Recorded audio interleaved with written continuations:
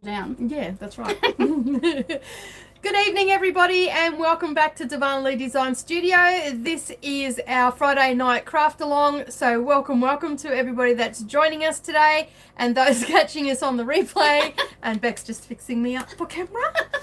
We didn't do a pre-live. Yeah, we didn't do. As I said, it's very informal. Yeah, we're just here and we're going to do a little bit of a craft along tonight. We'll be working on Kiki the Koala and I'll be working on the Echidna. Eddie Echidna. Eddie Echidna, and that will be done on black fabric. So, excuse me, I'm going to show you some tips and tricks for that. If I get the hiccups, it's Bec's fault. She put down chips, sweet potato chips, and we've just been pigging out on them before we went live. Yeah, that's the second round. And we have our gin and tonic, or gin and soda tonight, which is Gordon's. And it's pink gin, so that's our little beverage for tonight to relax. The children are in bed and being babysat. Yeah. So we should have a pretty quiet evening tonight. The kids aren't going to be bothering us at all. My two eldest ones, one is asleep and the other one's binge watching something. I'm not even sure what she's watching. I think she's watching Full House, the new Fuller lot. House. She was watching that this afternoon too. Oh, was she? Yeah, Fuller House. There you go. So, yeah, and the voice from beyond, which is Savannah, which she's just over that way, just went, hey. She's very enthused today. It's a big week for her. They're all in the throes of exams and stuff, so they're quite tired when they get home from school, because Miss Savannah's in all the extension classes, so that makes it even harder for her. So, yeah, she gets quite a bit more full on. Pressure. So, yeah. Not so much pressure. She doesn't put pressure on herself. No, she doesn't. No. I don't put pressure on her either. So I just tell her to do what she can do. And yeah, there's just a bit more work. So yeah. And she's not an early riser. She just likes to sleep. She's like a little, little bear. It's winter. I'll sleep. So yeah. So we've got the iron set up. We've got all our bits and pieces cut out. Bec is going to be doing some applique tonight. So we will, when is the school play? Next week. Next week, yes. Thursday and Friday. And Saturday?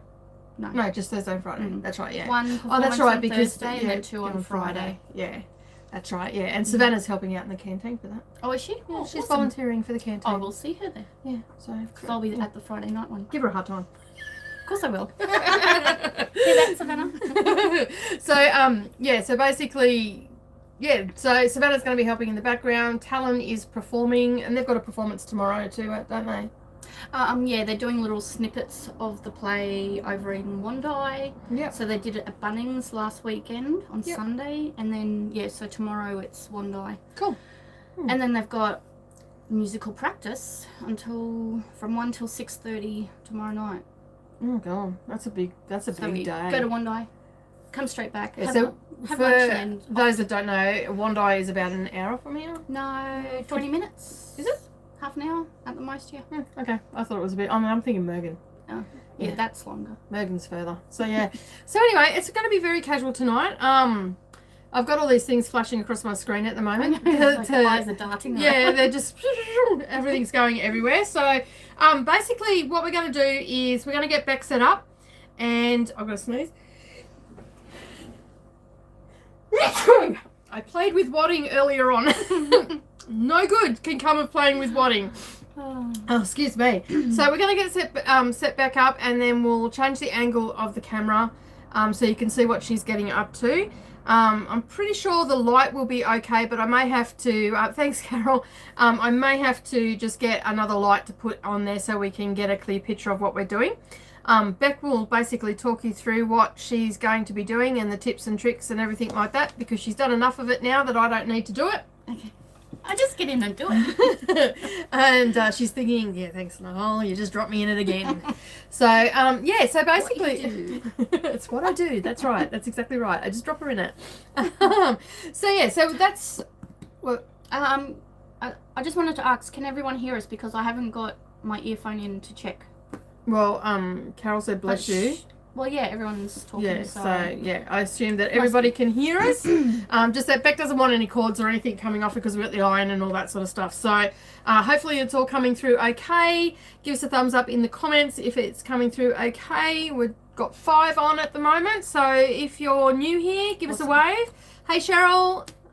Watching with mute as my folks watching the news And it's so funny, all your expressions. Dear me. You will love this on the replay. You'll have to watch this on the replay, yes. Oh, hang on a minute. Oh yeah, she can't hear now.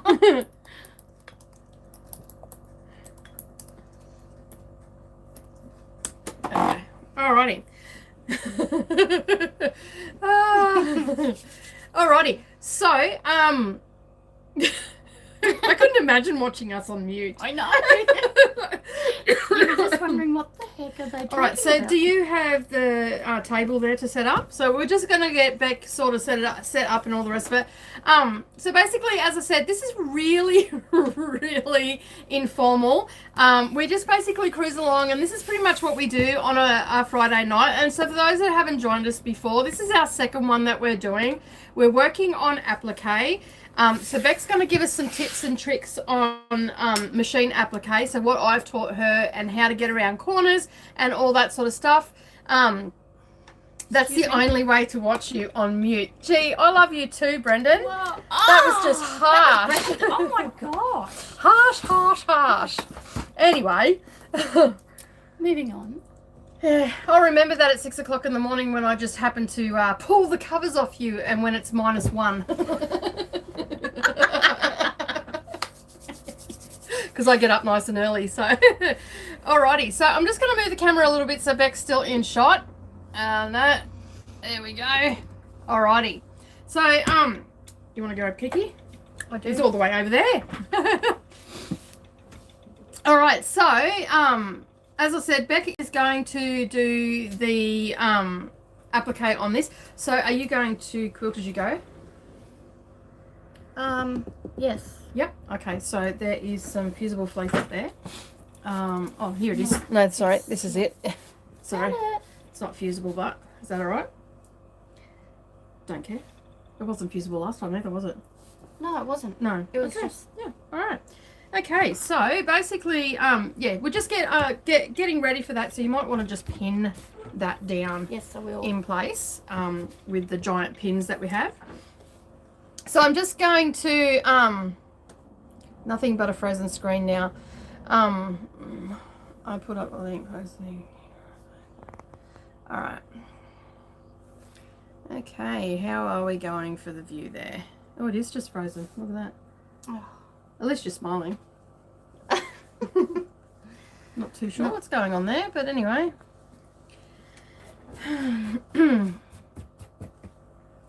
Alright, I've got to be able to get that just there. It's working for you, Brendan. Awesome.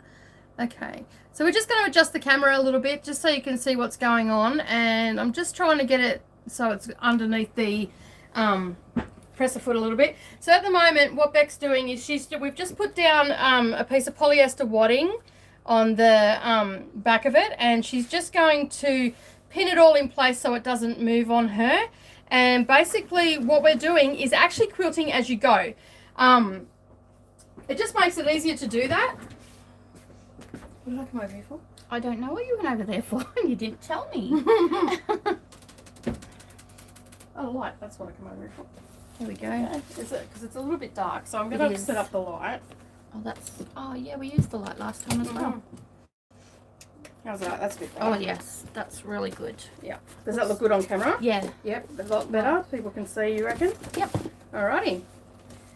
Okay. My laptop's still frozen, but on my phone it looks good. Yeah.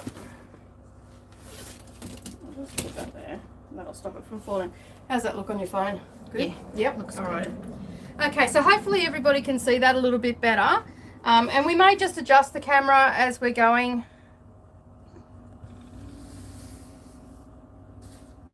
Oh, lifted that corner with my finger. That's okay.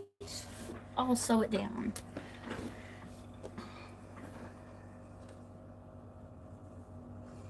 Alrighty. So, you may have to just refresh anybody that's not having much luck. Yes, there, it's all right now, so that's all good. Oh, there we go. Yeah, That's awesome. good. Alrighty, so as you can see, Beck is just pinning it down, and she's not actually pinning on the applique itself. She's actually pinning onto the calico. Last week we talked about the heat and bond that we always use, and if you caught our live last week on Friday and also today, you would have seen that we used the heat and bond for that, and that had been sitting around for 18 months and hadn't come away. But last week we had some issues with this one, and we think that no, we didn't spray baste it. We're just pinning it in place because I don't like to use spray baste with polyester. It gets a little bit too claggy for me. So thanks for joining us, Elizabeth. We'll catch you during the week as well. So have a good time up on holidays. Yeah. So so basically all we're doing is we're just using large pins to pin it in place. This is like, you can use spray basting if you want to, but we're using a polyester, and I don't really like to use it with the polyester. And we just smooth it out because we only go fairly slow. It doesn't go super fast or anything like that. We're just going around each shape, and the pins are fine to hold it in place. So once we get started, we generally start in the center. Like with any quilting, you start in the center and you work your way out. So as I said, this is a great way to do quilt as you go. So this won't need any quilting or anything like that once we're finished. We didn't do that on the cockatoo, and we're not doing that on this one either. Alrighty. It's pretty. It is a Matilda's Own polyester batting wadding. So yeah, it's my favorite brand. I only ever really use Matilda's Own. I very rarely use anything else. I think you should be right for that. I know. That's what I was thinking. Yeah, I think you should be right. I like it to be even. Yeah. This is where you see Bec's OCD come into place. She's good to go. All right. Okay, so we are using a variegated thread. So this is the thread that we're using. It is called Blue Water Ice. It is a maxi lock thread. That's by Signature. I believe is the manufacturer of that. It is absolutely gorgeous, these variegateds, how they turn out. If you watch, what we used on the caravan. Yeah, if you watch today's Finish It Friday, you would have seen that we used a variegated on that, and that was called tie-dye. I forgot to mention that earlier, but this one's called Blue Water Ice. It's one of my favorite blue ones that I like to use for quilting and stuff, and it's got white through it, light blues, aquamarine, and just really, really pretty when it comes together. So I can see a few more people are joining us. So Margaret Stevens from New South Wales. Little to no loft batting. It's got a little bit of loft, I would say. It's a low loft. It's not a high loft. Yeah.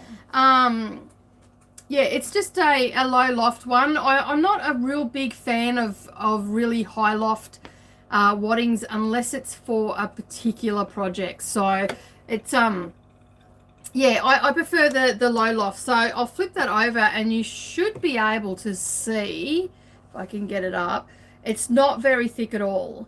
So I like using this particular one for table runners and this sort of thing. So your applique, stuff like that. Anything, my mini quilts. I don't use it often in my mini quilts. I prefer to use a fusible fleece for that. But this one here, I just want him to, because he's going behind a frame, I just want him to be a little bit puffier than the fusible fleece. I used the fusible fleece on the cockatoo, and I just didn't really like it. So that's why we're going with something different. So yeah, so Bec's just setting up the sewing machine now. And hopefully you can hear Bec okay. She doesn't have the mic on, but she's got it in front of her. So as she's talking, you should be able to hear her. If you can give me a thumbs up in the comments once we start going. Brendan, you're supposed to be working. What are you doing? Listen to your book. And stop giving cheek via satellite. Alrighty, so Cheryl's here, Paula's here, we've got Margaret here. And you're not supposed to be using it at the petrol station either. So we've got a few people joining us tonight. So I've got about 10 on at the moment. So thank you everybody for joining us. I hope you enjoy what we get up to tonight. So prior to coming on camera, we have set up the needle and all the rest of it. Bec's just changing out presser feet. And I remembered this time. She got quite a scare this week, so I didn't tell her to change the presser foot, so she had the 1/4 inch on and went to use a blanket stitch, and bang. Alrighty, so we are using an open toe foot. So this is where we'll be stitching. Okay, so it will sit along here, and you can see from that picture there that you can see everything quite clearly. So you can see the edge of the applique, so there's no obstruction to that whatsoever. Now on this particular presser foot, and this is usually true of most, there is a little mark in the center, and that's what we line the edge of the applique on, and then we know that the stitches are going to run right along the edge of that applique. So yeah, it just makes it a lot easier to have an open toe foot. Now yes, you can use a walking foot there, Carol, but I find it very hard to see what's going on with the applique because it's not an open toe foot, and I'm lucky enough to have a Singer Quantum L500, and it actually has a built-in walking foot. So you can see behind here we have this little black thing here. Well, that is a walking foot. So if I lift it up, it's disengaged. If I push it down, it's engaged. So we're going to actually have that engaged tonight. So if you do have a walking foot and you can see clearly with your walking foot, by all means use it. It's not necessary because you're going fairly slow and it doesn't gather very much. Now, Paula said that she was looking forward to seeing the back, or seeing it on black. We're going to get into that a little bit later. We'll get back underway, and she can cruise along, and then I'll basically, yeah, change the camera angle and we'll get into the black one. Alrighty. Okay. So starting in the center. Careful of all my pins. Yeah. And Bec likes a lot of pins. So hopefully everybody can see that okay. It is back to front, but she'll do a little bit and she'll talk you through what she's doing. Are you ready? Please, right? Just wait, I need another drink. Okay. Yeah, I don't know what to say now. Okay, all right. I'll talk you through it. All right. So Bec gets a little bit nervous on camera, and I have to give her a chance because I can't always do the talking. So what Bec's going to do right now, and you probably can't see that, is we've got the machine all threaded up, and what she's going to do is bring the bobbin up. Oh. So you press the foot down. Yep. I've got it on 2.0. What did you have it on? Caravan in 1.8. Yep. So I thought we'd do this a little bit bit bigger. Yep. Yeah.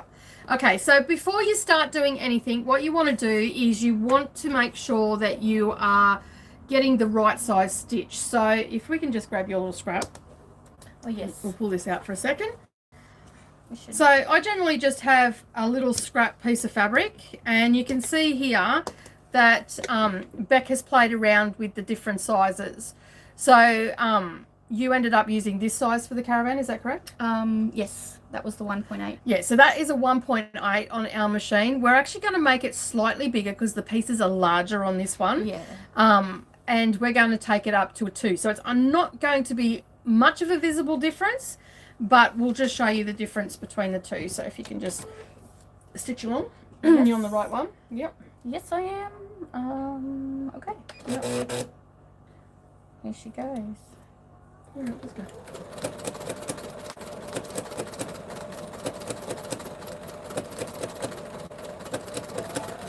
She's getting speedy. She's getting more confident. She's turning the speed up. She feels a need for speed. So it can come out the other end so everyone can see. Yeah. So we're just running through the variegations of the, so just cut that, that's fine. Put it down again. I was going to put it down. Okay. All right, so this is, did you say it's 2? That's 2. Yeah. Yeah. That's actually smaller. Was it a 2.8 that you did? No, it was 1.8. Okay. Alrighty, so that is a size 2. Do you want to go that one or do you want to go bigger again? I'm going to go bigger. Alright, we're going to try a 2.5. So this is what we do before we do any sort of applique. We test all our stitching. 2.5. Yep. Let's give it a go. Yep. So we've just gone up to a 2.5, which looks a lot better that I can see so far. And you should always do this before you start any sort of applique. You should always test your stitching because this will show you whether your tension is out, whether you need to play around with it a little bit more, if the thread's the right colour that you're looking for. See, that was 2.5. Yep. And that's 2.5, and it still looks smaller than... Yeah, it's probably the colours are playing a little bit of a role in that too. Go bigger. We're going to go bigger. See, they're wider apart. Yeah, that's because you pressed this one. No, I didn't. Okay. Yeah, they're both on 2.5, so... Alright, let's go up to Let's go 3. We'll go 3. Alright. Let's go. And when we get to some of the smaller parts, there's nothing to say that you can't reduce the size of your stitching. Okay, just cut it. That's wider apart. Yeah. Okay, so... I'm going to go 2.7. Okay, so that... No, just come back down to 2.5. Okay, for that one. And we're just going to go up. This is the one that we need it to go bigger. Wider? Yeah. So that was 2.5. We'll go there. 3. Try that now. Alright, so this takes a little bit of time, and as I said, this is quite informal. This is pretty much what happens on a Friday night. Beck gets taught how to do different things on the machine. That's better. Oh, I like that. Yep. Alright, so we've decided on a 3. Alrighty. 3 on the width, and that was 2.2 on the length. Yep. Okay, so we have 2.2 on the length. Yes. Is it? Yeah. Yep. So between each stitch. And then we have 3 on the width. Okay, so this is the gap, is the stitch length, and then we've got the width, so how big it's going to be. So this one here, I don't know if we can see that there. This one here was a 2.5 or 2.5, and then we've gone up to a 3. So we're going to go with the 3 today because it is bigger pieces that we're working on. So you need to do that before you start. I always recommend everybody do that. So what Beck's going to do is she'll bring the bobbin thread up so it doesn't give a tangle on the back, although it doesn't really matter on this particular piece because we don't have a backing on this because it's going into a frame. If we were going to have it as a mini quilt, well then we would have our backing fabric on there, and in the case of these I would just use calico on the back like I do for my other mini quilts. But because this is going into a frame like the cockatoo that you would have seen in the background just a little while ago, we don't need to worry about putting on the backing on it, so there's no need to worry about wasting fabric or anything like that. Okay, so I've got it lined up, so I'm going to put my needle down. Yep. And then I bring it back up and get my thread. Oh, now it's underneath. Yep, so lift your presser foot up. There we go. Okay, and then I just gently pull it, and it pulls the bobbin thread up. Bobbin thread up. And then I just put that to the side. If I can grab this one, and then this one as well, and we're ready to go. Okay, so everybody can hear Beck okay? Thank you, Margaret.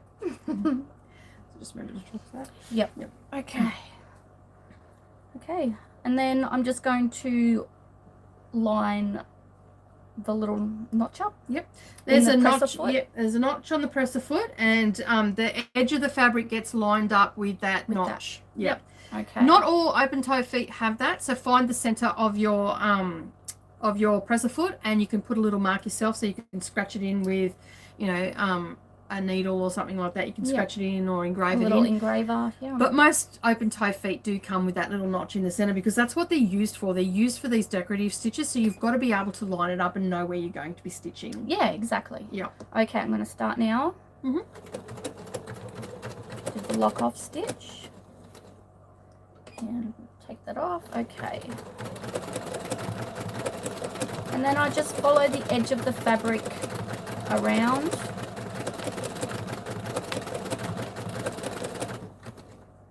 And then when it gets a bit, what's the word? The fabric turns too much, I just stop and pivot the applique to line it up again. Beck also works with her needle in the down position, so that way the applique doesn't move. So when she does stop and need to pivot, she can just lift the presser foot up and then pivot the applique, the whole mini quilt around. And you can start to see it now. It's looking good. I like it. I don't know if they can see it, but Yeah, we'll show them in a minute. Yeah. We'll finish doing the nose and we'll show you.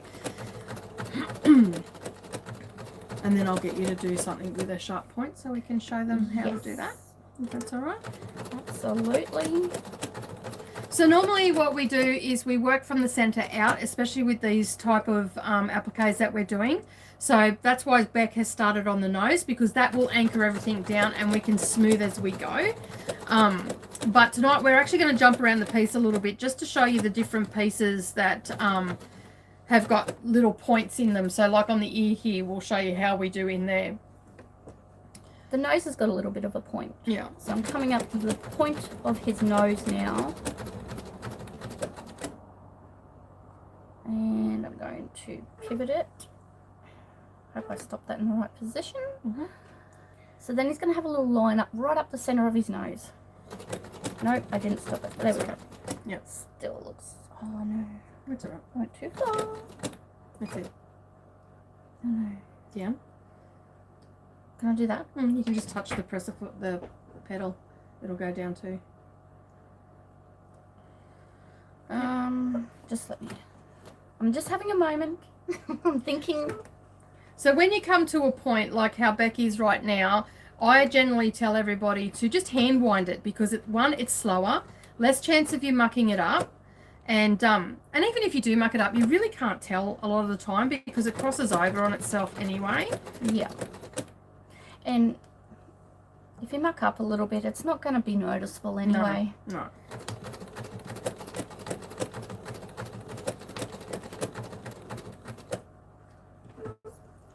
Pivoting. So you touch the press. I know. Bec's still trying to get used to all the sounds my machine makes. Like if the presser foot is in the up position and you touch the pedal, it'll beep at you. If you run out of bobbin, it'll beep at you. So poor Bec gets all these beeping sounds and she's not sure what's going on. And I know the sounds of the different beeps, so I'm like, oh yeah, you've just touched the foot control and you press. I used to just look at Nicole and she'd go, "You've done this. You've done this." Now I'm starting to learn all those little noises, and I just tell the machine to be quiet because I know what I'm doing. Have you got it in the lock position so you don't No, change I haven't got stitches? the child lock on. I haven't got the child lock on. The other day we had to put the child lock on because Bec kept bumping the programming and kept changing the. I was working with a much larger project. Yeah, it was a lot harder. So yeah. So Cheryl's saying it's looking really good. When you pivot, are you on the applique or the base fabric?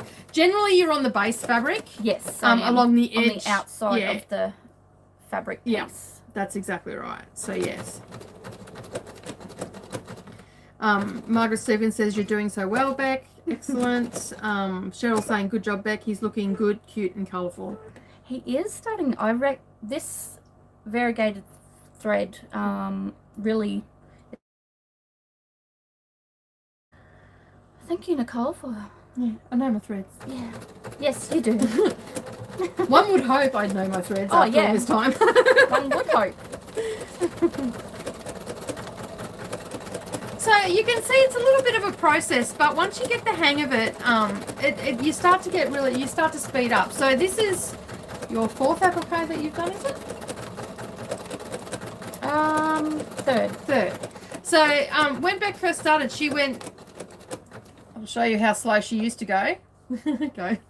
This is how when Bec first started, she went reasonably slow, which is understandable. Just wait.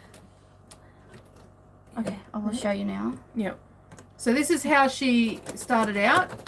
That's foot is flat to the floor.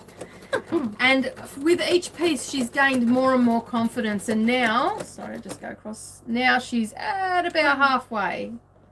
There. Yeah, I can't see it from here, so yeah. So she's got a little bit more speed and she's getting a little bit more control with the foot pedal as well. And that all comes down to just feeling confident, having more experience and enjoying the process. And enjoying the process, yeah. Not getting flustered or...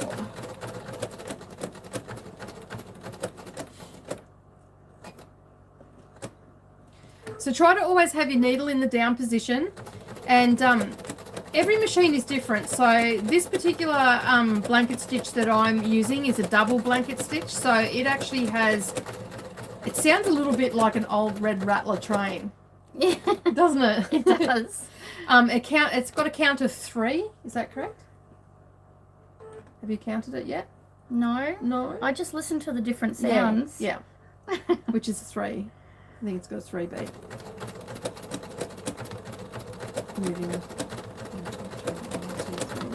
Yeah, it's got a 3 beat, and basically you come accustomed to what your machine's doing. So if you've not done this sort of applique before, or any applique before with your machine, the best advice that Bec and I can give you is just get a piece of fabric, whack a heart on it, whack a star on it, whack a circle on it, whatever you need to do, and just have a play. Make some potholders or anything like that before you get stuck into something this big, and get a feel for your machine, because every machine's different. So I could be showing you this tonight, and then you get on your machine and you don't even have a blanket stitch. So you might have to use a zigzag stitch, or you might have to use a herringbone stitch, or something along those lines. That's it. Yeah, I'm the same. I tend to count along too, Paula. And Paula's saying, "Oh, I've done that lots, Bex. Bump the silly thing." So I'm not the only one. No. I'm lucky with my machine. It's actually got a padlock on the keyboard, and it locks the keyboard, so then you don't do that. And when you're working with a quilt, like a big quilt, which Bec was learning how to do echoing this week, basically you do tend to do that, because you're grabbing the quilt and you're moving it, and basically you do bump it, like even I do. And I got into the habit of actually putting that lock on for myself. So Bec has now finished doing the nose, and I'm just going to find her a pair of scissors, which are over here. And what we do is, what I like to do and what I've taught Bec to do is, you bring your threads out and you make them quite lengthy. So you can see here her tail thread is quite long. And then at the end of the whole process, what Bec will do is she'll take these threads, which are the start and beginning, thread a needle, put them through to the back, and we'll tie them off. So what will happen is, if it gets washed or anything like that, it won't come apart. So your blanket stitch won't start to unravel, which can happen if you don't tie it off. Now you can tie it on top if you want to, but I tend to thread it back through and just tie it off with a single knot, and then if I was doing this as a quilt, I would bury the threads, but because this is not going to be a quilt, we'll just snip them off at the back. It'll have a little bit of a tail, and you won't see that once it's in the frame. Yep, that's right. So you can see there that that's the blanket stitch that we've done. So she's gone up into the nose, up into the corner here. We've got that tail thread that will thread through to the back. But you can see, because that's a large piece, we've played with the size of the blanket stitch, and you can see those variegations there quite clearly now. And you can just see that it's just gone along. Nice, isn't it, Paula? Yeah. She loves the thread. The thread's I gorgeous. love variegateds. I've fallen in love. So that's basically what Bec's going to do around each piece. But we're going to show you how to do some of these sharp corners, and what Bec does, for what I've taught Bec to do with that. And I also taught the ladies up at the ones that hadn't done it before, just to slow down and hand crank your machine. It's just a lot easier to get back control. Yep. It helps so much. I think I'll have to get some of that. Let me know what colours you want, Paula, and I can order them in for you, hun, and I can do a discount on those for you as well. So anybody else that wants any of those, they are a maxi lock thread, and I'll show you some of the different colors. Bec's going to get set up for another piece, so if you can, maybe his ear, because it's a bit bigger, we can see it a little bit clearer, and his ear is starting to lift up, so we might get that anchored down. Yes. Alrighty, I'm going to grab some variegated threads. Did you put those 2 back today? Yes, I did. Okay. Alrighty-o. If I can get this needle pin out. Okay. And I don't start on the corners. I actually start on the bigger part. Start on the bigger part where it's a bit more flat and easier to start off. That's another good point. Another good tip.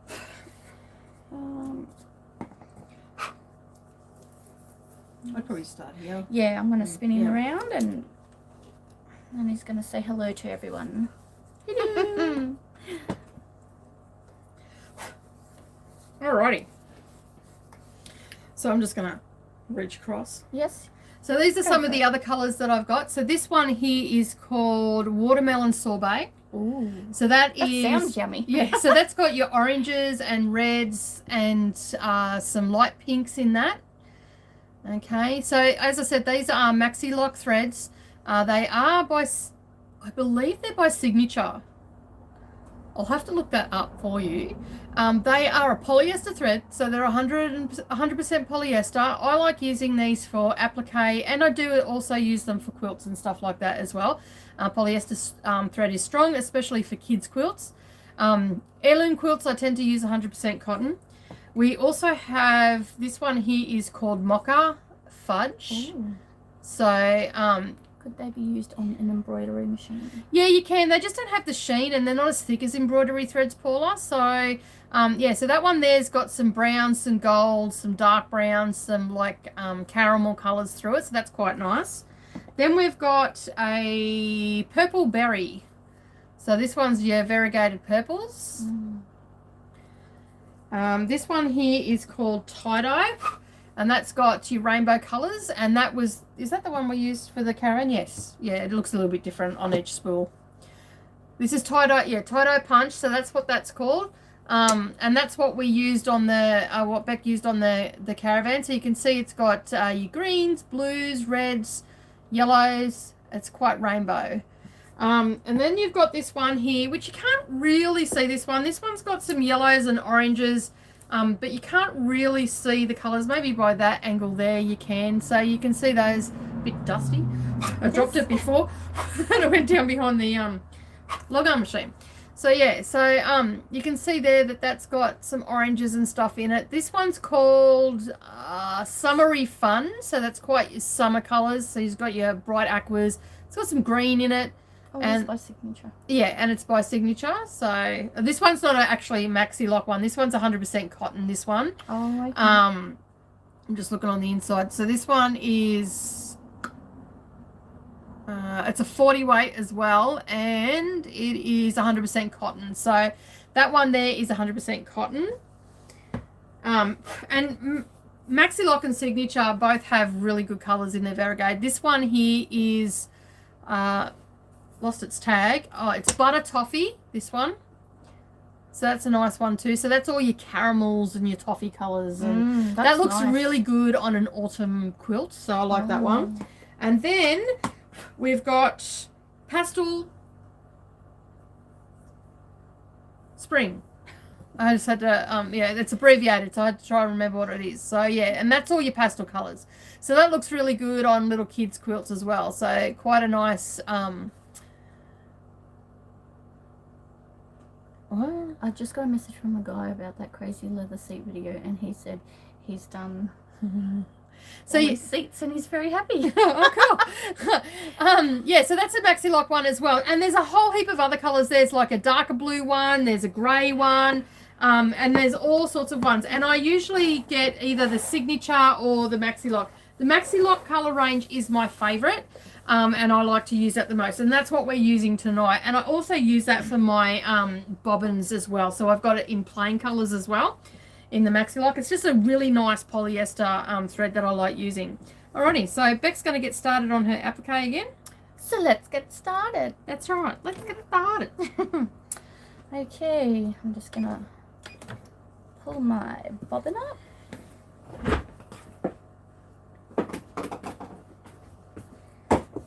Sometimes it can be a bit temperamental to find which end is the end. Instead of, sometimes on the quilt I was doing last week, I kept pulling and pulling, and it was pulling the wrong way. It wasn't the end. It was pulling off the bobbin. But these things happen. Okay.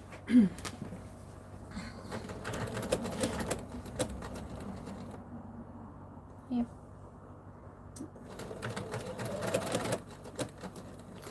Now it's locked off. Okay. Okay, I'm going to go all the way around to the point of the ear.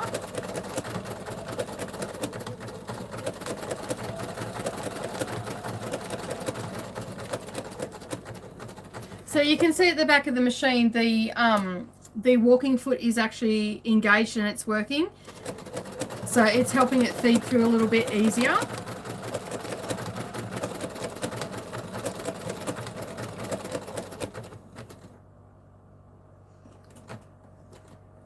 His ear is curving. Pivot. Away from you so when you come around. Thank you.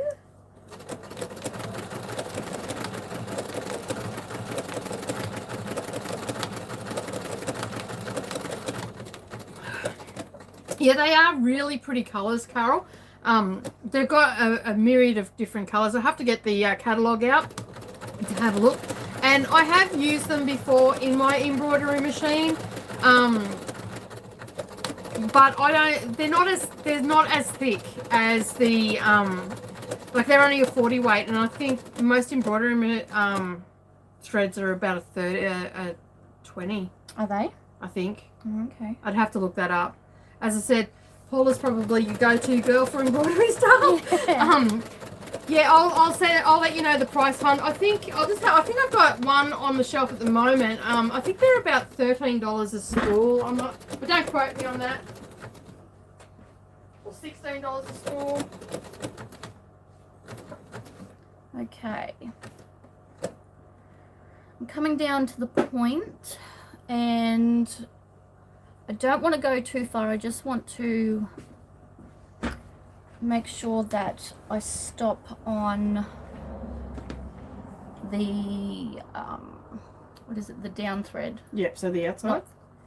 Yeah, the outside, outside. the one that runs along the edge of the fabric, so I can probably go a little bit more. Yeah, you've probably got one more in it. Yep.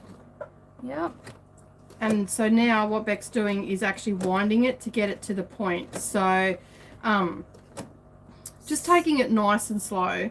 So now it's right at the point. So because it actually, when it stitches, it goes in twice and then it stitches down, back, and then down. So she's got it to that down. Last downs. Right on the corner of the ear. So now she can pivot to come down this edge. Yep. So I'm going to lift my presser foot and then spin it and line the fabric up with, roll this under so it's out of my way. Okay, so when I start sewing again, it'll go to the left and do the two side ones, yep, which will line up with the edge of the fabric on this side. Okay. That's it. So basically what that has done is now made a perfect right angle, and it hasn't crossed over like this or anything like that. So it's actually made a perfect right angle on that corner of the ear. And we'll show you that when she pulls it out. It's a little bit hard to see with the camera this way, but we're hoping in a couple of months, once we've saved up for some more tech gear and stuff like that, that we'll actually have cameras that will get a lot closer view on the, we'll have a couple of different cameras, so Yeah, that will be good. yeah. We're So looking at having 3 cameras, so we'll have, because my mobile phone can be set up as a webcam as well with the new software that we're saving up to get, and I'll have the webcam as well, so we'll be able to transfer between the different cameras to give you different shots. So you won't just hear the voice from beyond, you'll actually be able to see me when I'm talking or when Bec's talking, and then we can also get a closer view of the sewing machine in action, and anything that we're trying to show you, or even an overhead view as well.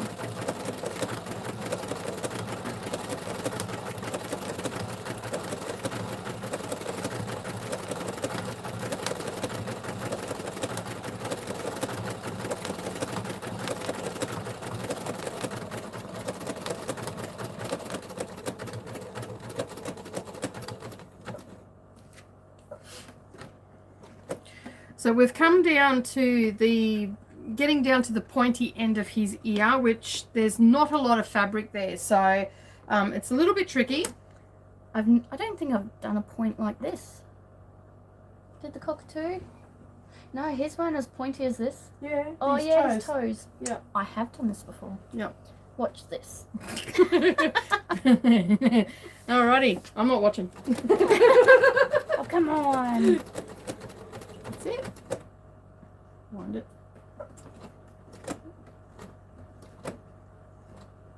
Now I would turn.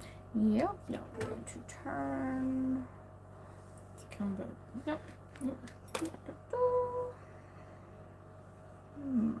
And wind it, and then spin again.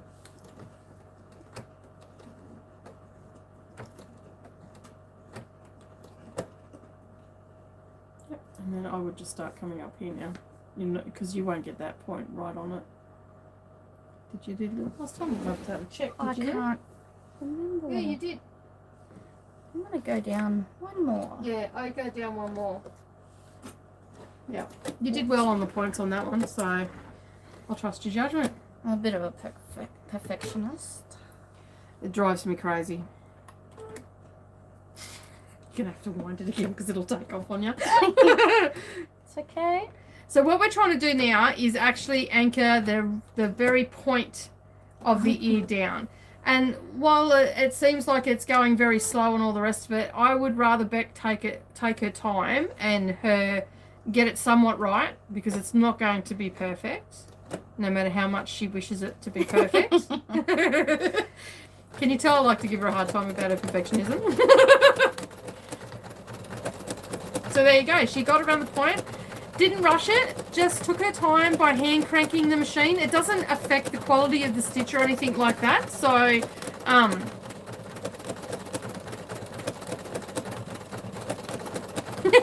did you watch that, Paula? Paula watched Brendan's cleaning his seats. Ah, that was a really good video. Oh my god. Could you get any more Aussier than that? I know, that's what I said. So Aussie. Spoken Aussie.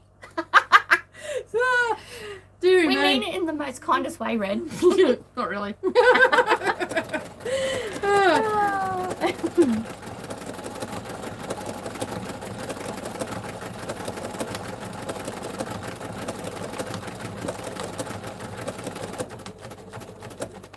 So the counting of your stitches, so when you're doing your blanket stitch or your zigzag or your herringbone stitch, whatever decorative stitch you're doing, sometimes you do have to count them, especially when you get up into these sharp points where Bec's getting up to now. And as I said, it doesn't change the quality of the stitch or anything like that. It just makes it a lot easier to line it up, and Bec is very much a perfectionist when it comes to doing stuff like this. I tend to just go with the flow, but that's just my personality. Does it make either one of us a better crafter than the other one? No, it's just our personalities, and you know, each to their own, as I always say. But she will let it go eventually. I've had plenty of people come into classes and have been way more anal than you. So she thinks. Yeah. That's what they said too. They let it go.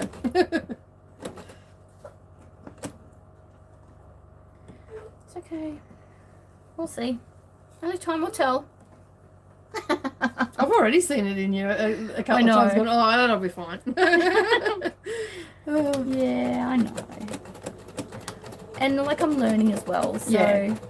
well, when I first started, it was more like being anxious about doing something new. Freaking out. Freaking out. Even just cutting fabric was. Oh no! I remember when I started, I actually was that scared to cut fabric because I was in a shop. Yeah. And I'm like cutting for other people. I hadn't even cut fabric for myself. And here I am in this shop cutting fabric by the meter, and I'm like, I can't do it. Like the level of anxiety, like I totally get it. I know what it like. I can still remember it was like yesterday. It freaked me out. And I used to get a friend of mine was working there. She had a out the back. She had a scrapbooking shop set up out the back and taught classes and stuff like that. And her name was Kelly, and I used to get her to come out and cut big lots of fabric because I was so scared to do it. And then one day I was at the shop by myself and I had no choice, and then I'm like, oh my god, what was I freaking out about? So I've tried to make it as easy as possible for Bec. Like I do throw her in the deep end, but I am there to help her as well at the same time. So whereas no, catching? no, it's not catching. Okay. It's all good. Yeah, that's like me now at the retreats. Yeah. See, that was unintentional. I didn't mean to do that on that first retreat, that second retreat. The second retreat we had a pop-up shop, and it was crazy busy on that last morning, and I was in my pajamas. and I just looked at Bec and I'm like, Bec, you're just gonna have to go down. I've got to finish up here because I had to clean the chalet and all that and make sure everybody had their stuff out and all that sort of stuff. And I said, you're just gonna have to go down. And I sent Savannah down with her, and I don't think Savannah was any help at all. But yeah, so basically I just I'm like, I'm so sorry, Bec. Anyway, she handled it like a trooper. She got in there, she was cutting fabric, and now she's just an expert. She cuts fabric quick, well, not as quick as me, but no, she's getting there. much more confident. Yeah, most definitely. I worked in a fabric store for over 30 years. Never worried me cutting it, but now it's different. I hate cutting all the good fabric, LOL. Yeah. I was more scared that I was going to cut it crooked, or that the ruler would slip, and I'd never used a rotary cutter before either. So and that was the Neither first. had I. Yeah, that was the first introduction to a rotary cutter, and after and Bec has seen my injury and stuff like that, so she had that fear of what actually can happen. The whole story. Yeah. So basically, yeah, it was a little bit daunting, and I don't like cutting my good fabrics either. I'll show you one fabric I've got that I've had it for ages, and I don't cut it. I just don't want to.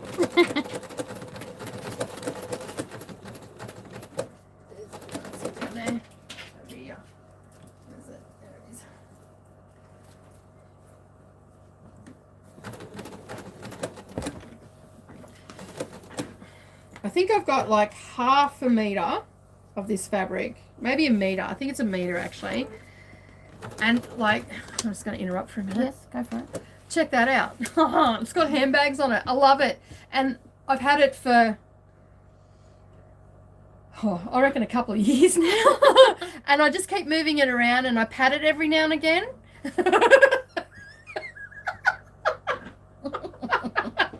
But I haven't. I just don't want to cut it. I don't want to make it into anything. And then there's also the thing. I don't know what bag to make it into, because I want to make it into a handbag. Yeah, of course you would have to. And the name of the fabric is Girls Weekend, and it's designed by Maria Kowalski, and it's by Benetex. It doesn't have what year it was. It might further on down the track, but it's absolutely gorgeous. Look at those.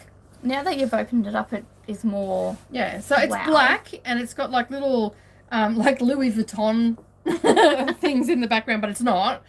Sort of those little symbols and stuff like that, and then it's got all your different bags on it. So I'm like, I want to make a bag and a wallet out of it, so I just cannot. And for the life of me, every time I think, oh yeah, I'll make that bag out of it, not so much. I go to cut it, and then I go, no. What's that? LOL. Yes, that's a pat only, no cutting fabric. That's exactly right. So yeah, I've had that there for quite some time. It doesn't have a year on it, but it is by Benetex. And it was called Girls Weekend by Maria Kowalski. So yeah, it's a lovely fabric. I've got some other fabrics too that I've just squirreled away, as they say, and yeah. Slowly but surely, I'll show you. Sometimes I'll make something and everybody goes, oh, where can I get that fabric from? And I'm like, yeah, no, that's from my private collection. And I've been hoarding it for a long time. I don't think it's available anymore. I've got another one as well.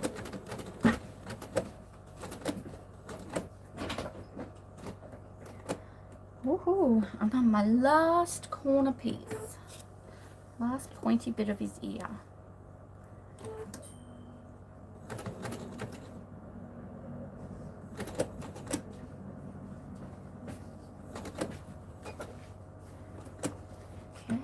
my last pivot. Let's go. We're on the home run now.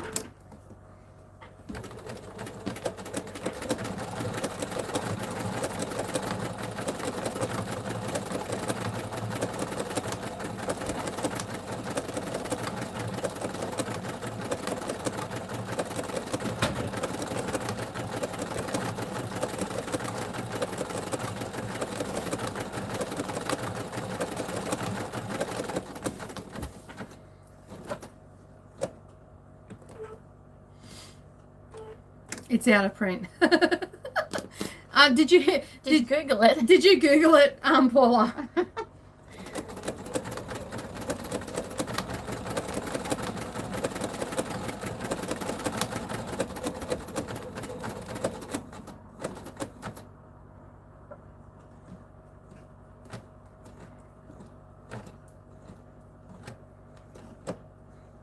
And then I'm just going to do my lock off. Yep. Stitch.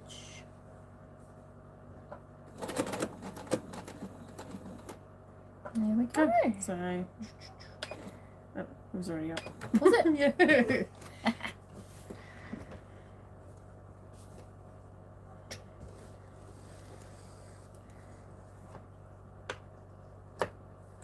Alrighty. So you can see here that I guess you can say that I am a fabricator. So you can see here where she's come down to the point that it's just covered that whole point. So it can get a little bit sketchy sometimes when you get to points and when you've only got a tiny little bit of fabric to work on. But if you do just hand crank it, you will actually cover it up quite nicely. And you can see then she's just continued up. And then up in this bit here, I don't know if you're going to see that particular one or not, but you can see here that she's just gone up with the one stitch up into there. Bec prides herself on doing that. Yeah, that's my thing. I just got her, or else it just irritates me. It irritates her. So yeah, this is a habit that she won't get out of, and that's a good habit to have. Like, it does look very neat and tidy. Some other people don't worry about it. They just sort of go up and then go back down again. I must admit, I'm a bit like that too. I prefer it to be like that. I like it to be, you know, because there's a point. It's... Yeah, I do like it to be like that as well. Does it always work out that way? No. Do I get No, because my next one wasn't as good. So. If it doesn't go to the way I plan, I don't necessarily worry about it. So Bec's going to just continue on doing those. And you can see that other point that we were talking about where we got that nice right angle here. So that was another place that she hand cranked it. Okay, so you want to be just taking it nice and slow at those areas. There's no rush. And you can just plod along with it. Like, it doesn't have to be done in one session. I'd probably do these 3 next because they're being pesky and lifting up. They are. Well, that's like when I did the caravan. I just got in and I was just in the zone. It was very therapeutic. I was just cruising along. So my other fabric that I have some of this as well. That I don't like to cut. Although Kath Fleming is very lucky to have. She has a pouch. She just got me on a good day. I know. We're in a class and she goes, "Oh, I love that fabric." Oh, I know. There you go. You can have that pouch. You know, like, I do have another 4 meters of it, so it's not as if I couldn't spare a little bit. And it was only just a little square like this that the pouch was that size. So this has a little bit of fusible fleece on the back, and it's going to get made into a I Spy pouch. So yeah, so basically that's my next favorite one. It's just the colors in it are really bright. I do like black fabric with bright colors on it. I'm a bit of a oh, sorry, that's my phone. yeah, I do like these sort of bright colors and all the rest of it. So that's got the macaroon. So that's my next favorite one, and I'm hoarding a bit of that as well. So yeah, I got that. I can't even remember where I got that from. I do. Oh yeah, Freddie's Fabrics, wasn't it? When we were sitting here one Friday night. Yeah, it was a Friday night purchase. All right, Brendan, you should leave now because you're going to see all my purchases. Whoops. Whoopsie daisy. Alrighty, so Bec is going to continue on with that, and because we've got a couple of pieces lifting up again. So as we said, we think that is because it's the batik seems to be absorbing all the glue off the heat and bond, and it's just not sticking down. It's not transferring onto the calico too well. It's the first time I have ever encountered anything like that, because the cockatoo didn't do it either. But I did a little bit, but not like this has done. Yeah, and the only thing we can put that down to is that we, the heat and stuff like that.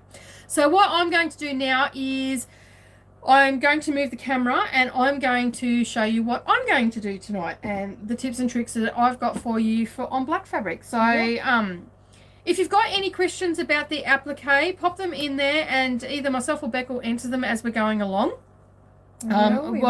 Whatever Bec's working on, she'll see the comments as well. She's got her phone in front of her, and I'm going to probably make a few of you sick right now and move you across to where I'm going to be working. Alrighty, so I'll just move this down a little bit better so you can see. It's not going to move for me. It's being temperamental. Alrighty. Okay, so hopefully you can see that, and can I hear you properly with me sewing? I don't know. Start sewing. They've all been asking questions and hearing what I've said, so I can't see why they wouldn't. I can move this mic now. No, I'd leave it there because if you've got to talk on that, so yeah. point. I'm just going to play around with this a little bit more. All right, let's get this down. All right, I'm just going to get a few things out of the way. Bring this one a bit closer to me. There we go. All right. So basically what I've got done so far is I have traced out all my pieces for the echidna, and that's what we're going to be working on tonight. So I'm working on this one. I have already I've traced them out like we did for Kiki the koala. I've traced them all out onto the heat and bond. I've put it onto the fabric and I've cut all those bits and pieces out. So what I'm going to do is show you how to what you do with those pieces and how we transfer them onto our black fabric. Now I've reduced the, I'm going to test it out tonight, and I've reduced the heat on the iron. Everything so far has adhered to the to the fabric pretty well. It hasn't lifted up or anything like that, so the paper hasn't come off. So you can see there that I still have all the paper on. I've got my numbers on there and all that sort of jazz. So basically when you get your pattern, and not all patterns come with a layout sheet either, ladies, so this will work for things that have a layout sheet. If you don't have a layout sheet for a pattern, then all you need to do is just photocopy that, and then you can use that as a layout sheet. So in the Pattern Pool ones, you've got, this is the design placement sheet, and then you've also got your applique sheet. So we showed you all that last week. So all I'm going to do is I'm just going to separate the two, and then I'm going to get all my pieces. And I just noticed that Bec drives with one shoe on and one shoe off. I'm a barefoot driver. She's a barefoot driver, yeah. So I didn't lose any of the pieces. I popped them all into the bag that it came with. Yeah, well, mine.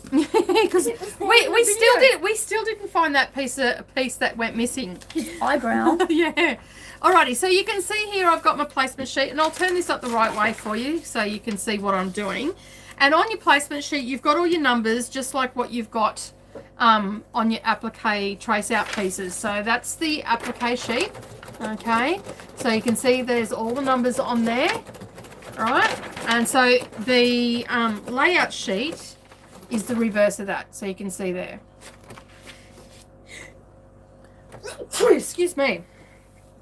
Oh, dear me. Alrighty, so I've written all the numbers on my pieces. So what I'm going to do is, excuse me, is I'm going to remove, if I can get it to work for me. If you got a heat and bond that won't come off, you just score it with a pin, and then you'll be able to, you can see there, it just lifts off. And I did show you that all last week as well. So just basically what you did last week, and I just have to do one at a time this time because of the numbers. So what I'm doing is I'm going to be placing these where they need to go. Hang on, I need to turn it up the right way. Alrighty, so hopefully I'm doing this right. Is that the right one? What was the number on that? Is that 7 maybe? I don't know. I don't know. Oh, you're writing. Yeah, I know. It's also a dodgy cutting too by the looks of it. Is that the right one? So yeah, it goes down. Oh no, that's the one I've got to use. Oh my god. Okay. That is number 2, isn't it? Yeah, it is number 2. Alright, so as I said, this could go horribly wrong. If you have been pre-warned. Alright, so I'll change my layout. So this is the layout sheet, okay? And this is what you use under what Bec has done. So under the light fabric. So you put that under and then you put your pieces on underneath your light piece of fabric. Then you adhere your pieces.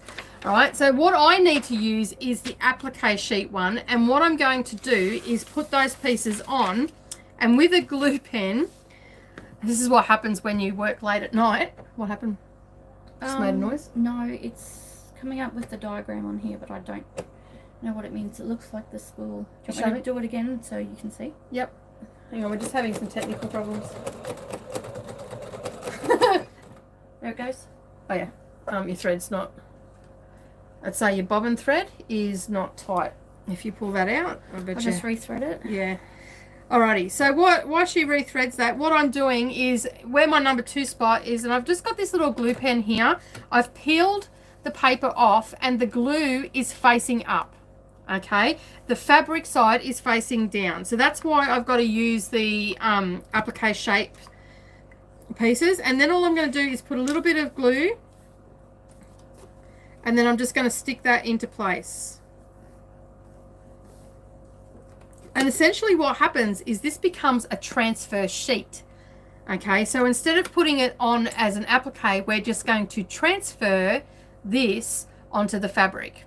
Okay, so what I'm going to do now is just going to go through all my pieces, find where they've got to go, and then I'm going to stick them all down, and then I'm going to place my black fabric on top, and then I'm going to press it all into place. Alrighty, so if you've got any questions so far, and I know that was probably a little bit confusing just then, because I was confused on what I was doing.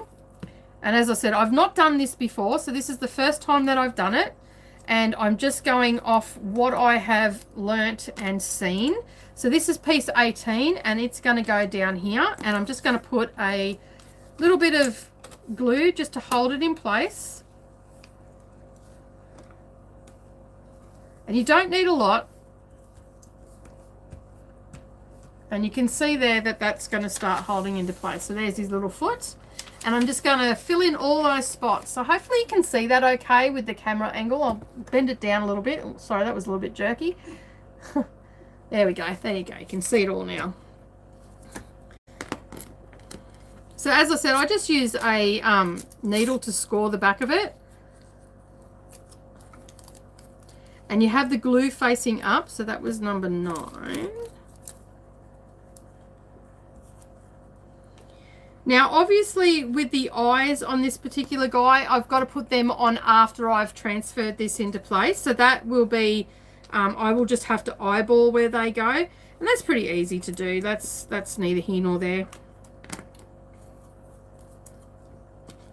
You right? Yep. Was it bobbin?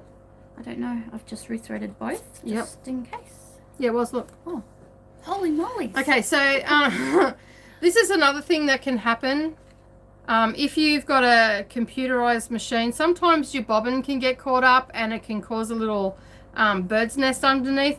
And all that is from is that the bobbin thread and the top thread weren't working really well together, and it's just caused a bit of tension issues. So Bec's going to actually unpick back to the corner and she'll start again. It's all right. Happens to all of us. Yes. It's not like it's the first time. No, not at all. So what are you thinking of the applique so far? Has anybody had a go at it or anything like that? I know that a few of you are still waiting on some of your patterns to come. So that's his little beak's gone on there. He looks a bit weird. Looks like he's got a black eye. Yeah. It's been in a bit of a punch up.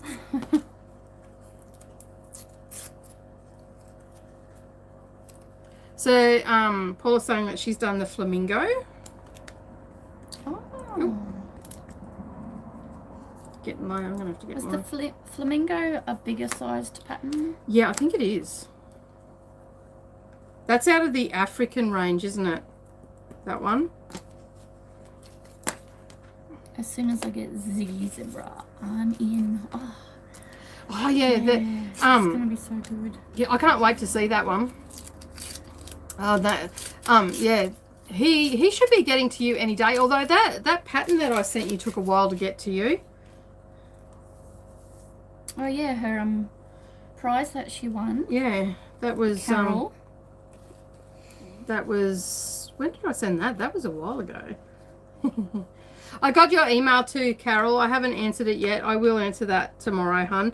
I've got to help Brendan with his live stream tomorrow morning. He's got a live stream happening, so I've got to help him with that.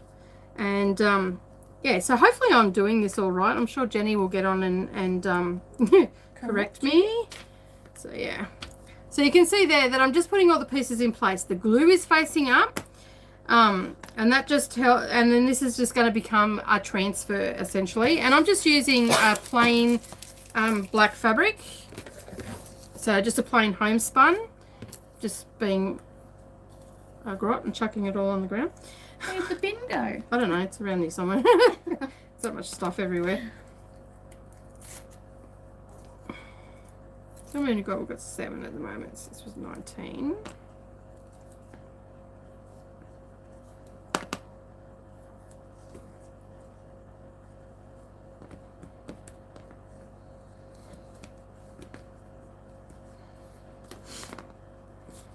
So what else has everybody been up to?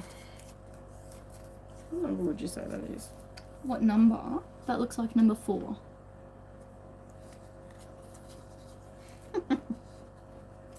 Yes, it is. I deciphered your I writing. can't read my own. No, it's smudged is what it's done. Yeah, I know. Yeah. It's not that I can't write, it's just smudged. I love your batik. Yeah, this is, where did I get this from? Wacky Jackie, I think I got this from. No, you didn't tell me. I don't think I can remember, to be honest. I think I got it at a craft show, maybe. Not too sure. I don't know. It just appeared in the sewing room. It just appeared in the sewing room. We don't know where it come from. But yeah, I love this batik as well. Like the cockatoo I did out of 2 pieces. This has got a bit of the blue from Koala, and again it's just using the same fabrics that I used in the cockatoo. So you can see that you can get I've used 3 pieces this time, so a blue and one of my batiks, and then I've got like this purpley blue pinky sort of color that I'm using for this guy tonight, so for his feet and legs and stuff. So yeah, I'm really enjoying using this batik because it's got so many colors in it. It's got so many varying colors in it. So, and we've used a little bit on Kiki as well. Yeah. So for his belly, oh, look at that dodgy cutting. All right. So there's not too many pieces for this one either, which is good. All my blues, the colours, they don't vary as much as these ones, like the purples and the pinks. Yeah.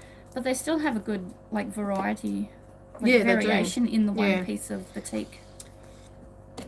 As I said last time, I don't generally, I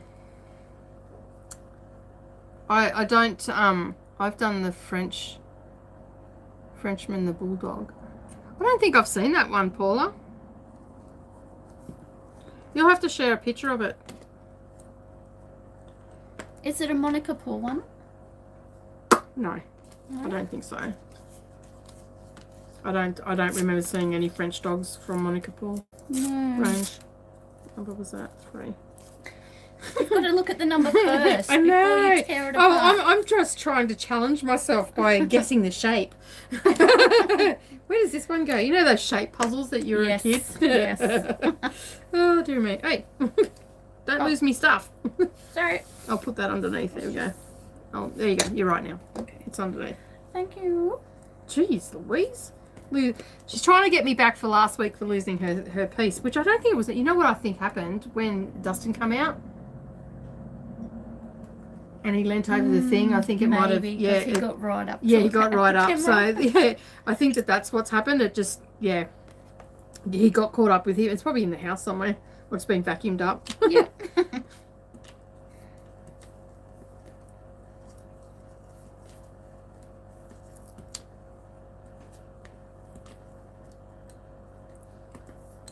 Now I'm just using a tiny little, I'm just touching the paper with the glue pen because I don't want it to be sticky when it comes time to me having to iron the other side, like the proper side of the fabric. So just remembering that this is now becoming a transfer, and we've got all the glue facing up and the right side of the fabric is facing down, and that's what I'm gluing, the right side of the fabric. So I don't want to have a lot of glue on the right side of the fabric. So just be aware when you do, if you do it this way, you need to make sure that you only use a minimal amount of glue, and just to use a glue stick that you would use for English paper piecing, which is what I'm using here. So I've used it for many years and I can trust that it's not going to give me too much grief.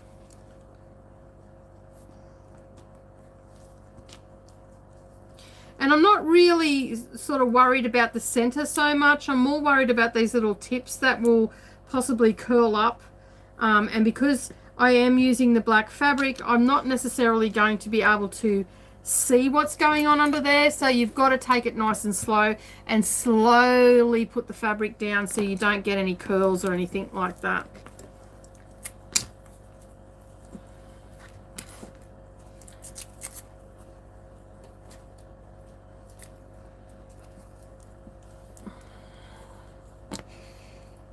Wants to love me. It does.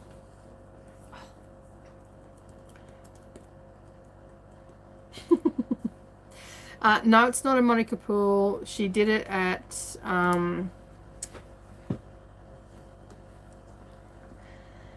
the Bulldog was by So Quirky. Okay, and Brennan said he took your piece. Yeah, I don't doubt it. You would have had to be in the room. He did come out at one stage. Oh, he did too? Yeah. Ah, that's where it went. Yep. Alrighty. So you can see here that I've sort of tried to follow the colouring of the echidna, because I actually like that colouring. So you can see there that I'm just trying to get a good camera angle. So you can see there that I'm trying to get the same colours. So I have very limited batiks, and as I said, this is just from 2 pieces and a piece of Bec's one. So this blue one here is from Bec's little blue collection that she's got. So in the next couple of weeks, I'll probably order some more batiks in so we can continue on with the series, but we won't be doing any filming of those ones because they'll just be something that we'll work on when we've got some spare time, which is really never. They might even turn into a Finish It Friday. Yeah, there'll probably be a few of those. Because we want to do all the Australian animals. Yeah, so, and we want to do a set each. So I'm actually deciding tonight whether I'm going to do mine on black. I do really like them on the black, because I have seen the crocodile done on the black, and he looks pretty good. He looked pretty awesome. Absolutely. Jenny Duke did that at the retreat. So if you head over to our retreat page, which is DD Sewing Retreats, you will see him over there. And the wombat's pretty cute too, but he wasn't done on black. He was done on cream as well. So, yeah, so tonight after doing this one, I'm actually deciding whether I'm going to do all mine on black, and then I'll just give my cockatoo to Bec, and she can buy me a new frame. I can just get your mine from home. Yeah, that's right. And the frames that we've been using, that I've got here that we're using for it, is they are from IKEA. And they fit perfect. They do. They fit perfectly.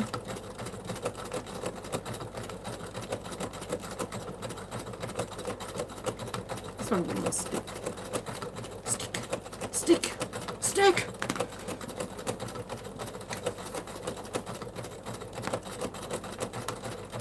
I have a lump in my mat and everything rolls away from the centre. Yes. I put something down there today and it moved. It I'm took like, off. no. The bulldog was by So Quirky. Oh yeah, so that, and she did it at Craft Alive. Okay, cool. I haven't been to Craft Alive yet. I would like to go to Craft Alive. That's the one that we're going to in Toowoomba. The one that Paula said about. It's in September. Yes. Yes. Yes. That's the one. This one just...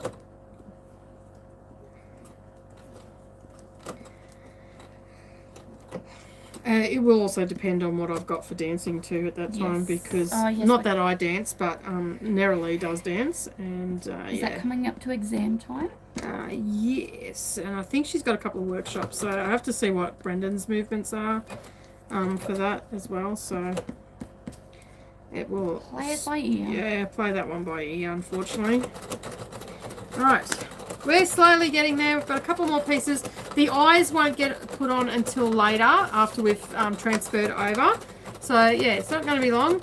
I'll be meeting up with you girls in September. Yep. But I do have to, as I was just saying, I do have to play that one by ear because Neroli has dance exams around that time too. So I have to look at the calendar before I say yes or no. And I need dates for it. So do you have the dates? I've put them in my calendar. Oh, do you? And I've put them on your calendar over there. Oh, you have you? Okay. I did that. I did that. Look how good she is. Oh. She's a good Sagittarius. All right. So this is the last bit that's going on in the big pieces, and then we're going to transfer this onto the black fabric. So everybody have your toes, your fingers, your tongue, your eyes, everything crossed. So this goes well. So as I said, this could be a monumental stuffer, or it could work out really well. So far, so good. It's going to the plan. It's going to plan. Although this piece just doesn't want to, it keeps curling, and I'm scared that that's going to... Oh, when you put... Yeah, so I'm just... Stay. Stay, boo-boo, stay. Alright. Okay, alright, so I was just looking at this, right, and how close it is, and then I just looked at the pattern, and it's super close on the pattern. Here I am stressing about it, and it's all good. It's all good. That's how the pattern is. Alrighty, so we've got all the pieces on. So he doesn't have the little whites of his eyes or the black bits of his eyes yet, because they'll go on after this is all transferred down. So earlier on, I actually pressed my black fabric and got creases out of that. And I've got my ironing pad here as well, which is not big enough. So I'm actually going to go and grab my towel and put underneath this. So I'll get rid of this ironing pad. I'll just scooting in. And leave that. Alright, so I'll just move this out of the way for a second. Let's just scoot them right under there. Move that right under there. Getting a bit chilly. Yeah, it is a bit. Alright, so I'm just going to lay down, this is just an old towel that I've got that I can sit on top of my, and then I can iron. So it's not going to, I'm not going to damage my cutting mat or anything like that. Normally I probably wouldn't have it on my cutting mat, but this one's, it's getting a little bit tired, so this is alright. And this is doubled over, so I'm good to go. So basically I'm just going to bring him back and very gently bring him back. And as I said earlier on, I actually ironed my black fabric. So I'm just using an Emma Louise fabric, and I do have my roller somewhere to get any fluff or anything off, because we all know what black fabric's like. As soon as it's anywhere near fluff, it's covered in fluff. So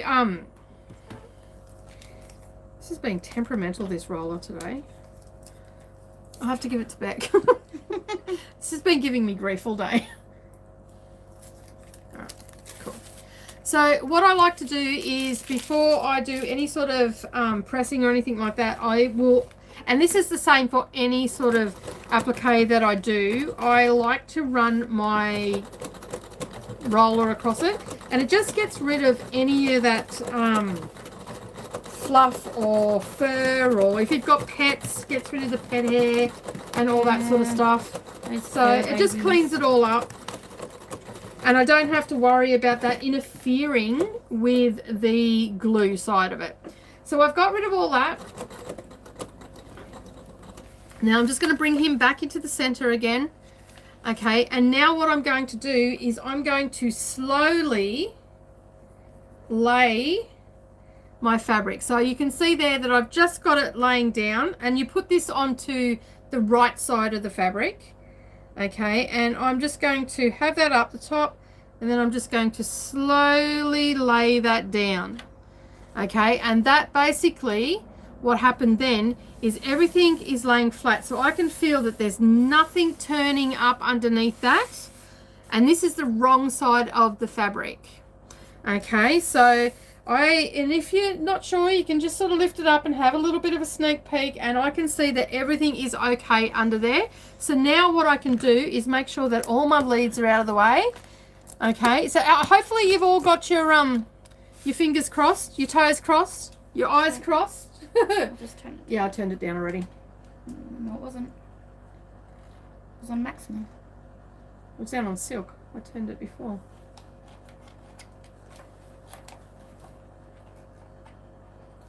See the nodule down? Yeah, I know. I'm looking at that. Yeah. No, I'm looking at the tip of the iron. All right, so I'm just waiting for the iron to heat up. It's on silk. It was on maximum. I must have got bumps because I turned it. Maybe. Anyway, so I've got it down on silk. Beck's going to argue the point with me, but anyway. Yep, that's what Beck does. Yeah, Beck likes to argue. She is a child at times. So am I. Oh my god. I've never said that I was a grown-up. So I have my she's childlike... if you could see her face now, she's actually looking for a comeback. It's quite funny. I was in the middle of one. You interrupted. Oh, well, too bad. Got to be quicker than that. Yeah. Alrighty, so I've got this pretty much placed into the center. Okay, so I know you can't see much right now, but now what I'm going to do, and hopefully everybody's got their fingers and toes crossed, I'm now going to place it into the center, and I'm going to smooth it out.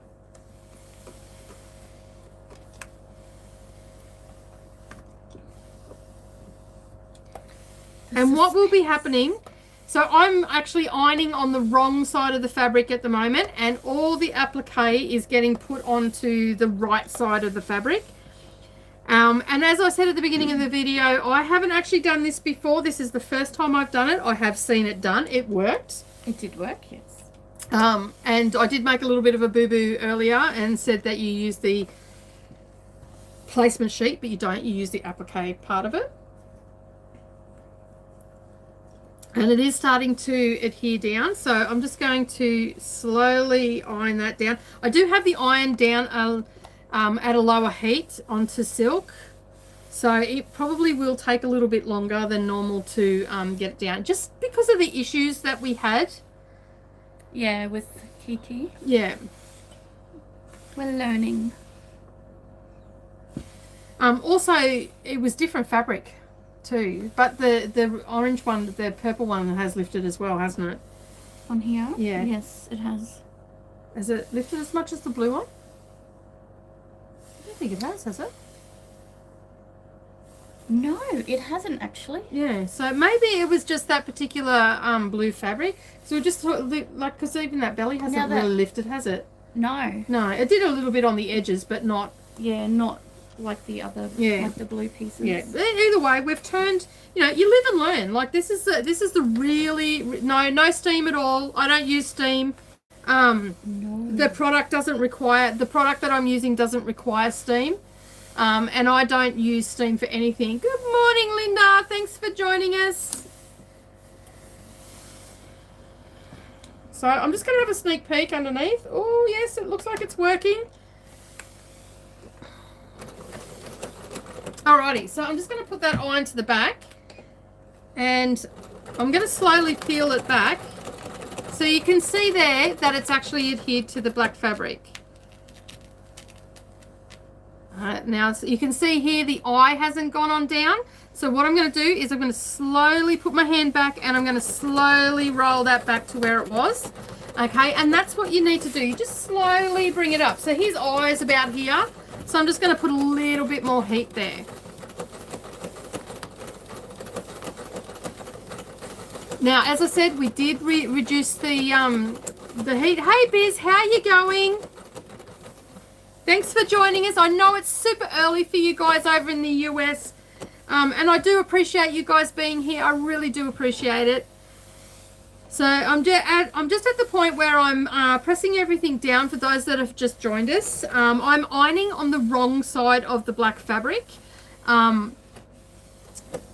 Just to reiterate what I'm doing, I have used the applique sheet in this particular one for the shapes as a transfer, and I'm transferring the applique pieces onto the black fabric. So now what I'm doing is I'm just going to let it cool for a little bit because I know these pieces are on there, and then I'm just going to slowly peel it back. Now you will have a little bit of resistance because you do have the glue that's on the paper,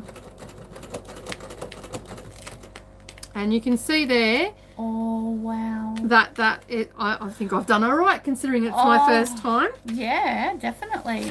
So I'm just letting it cool a little bit. It's still a little bit warm at this edge, so I am just slowly rolling that off. I'm not pulling it off. I'm just rolling it off.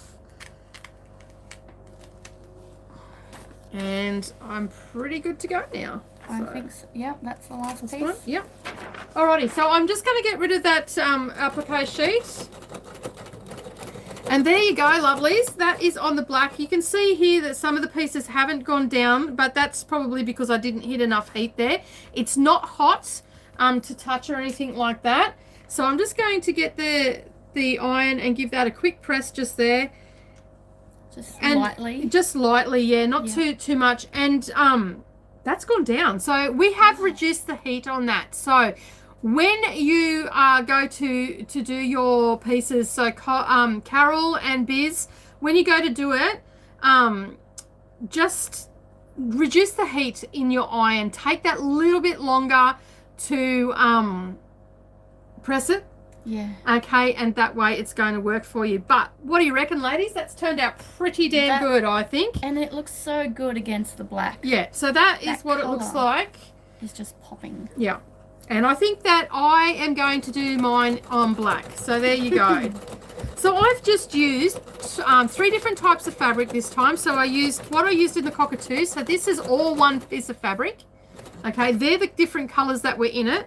This was some of the blue that we used in Kiki the Koala, so I took some of Bec's, and this was another purplish pink blue that I used in there, and he's absolutely divine. So now what I need to do is actually put his little eyes and stuff on. So just looking at I've just lost all my pieces underneath the sewing machine. Alrighty, so I've got a couple of pieces here that need to get sorted out.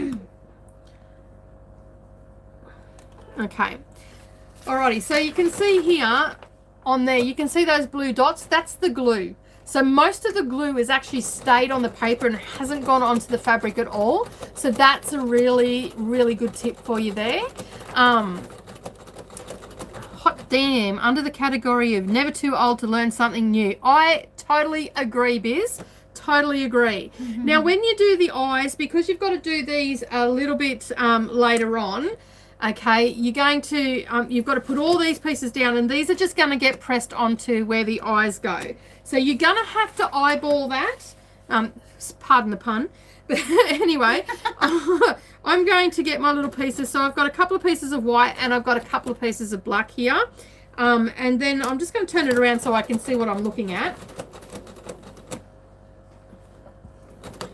And you can see there that that's not lifting off at all, like the problems that we had last fortnight where I think it was just too much heat. I think so. That was what it come down to. Yeah, so you can actually do this for your canvas or anything like that. So you just got to remember to have the glue on your transfer sheet.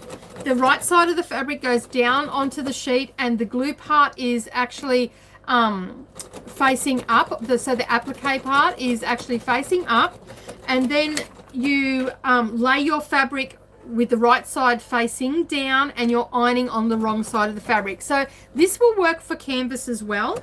But Biz, I will say for your canvas, you are going to have to use an ultra hold for your canvas, because it's a thicker fabric, and it will just need it basically. It'll just adhere a little bit better. So I'm just going to bring his eyes down and place them where they need to be. Which, what do you reckon, that one's that one, I think.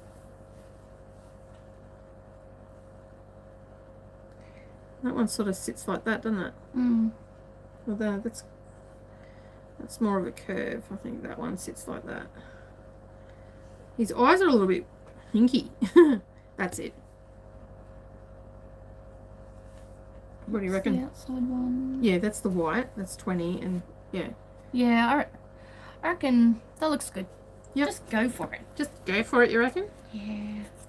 Just adds a little bit of character, doesn't it? Yeah. It's not going to be wrong. No.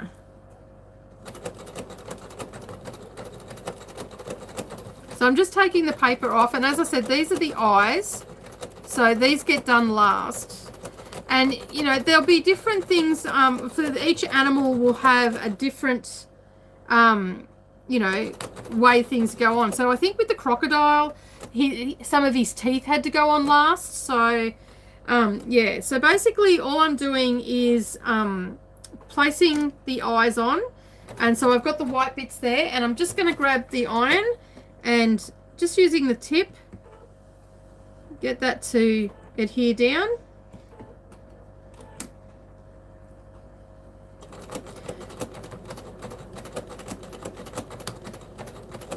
Yeah, that is definitely working a lot better with a lower heat with the batik. So,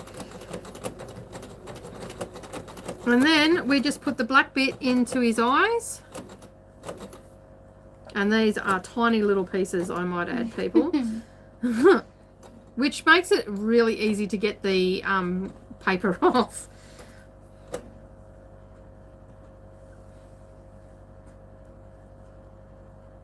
And it's times like this I need tweezers. I was actually just thinking that tweezers would be very helpful.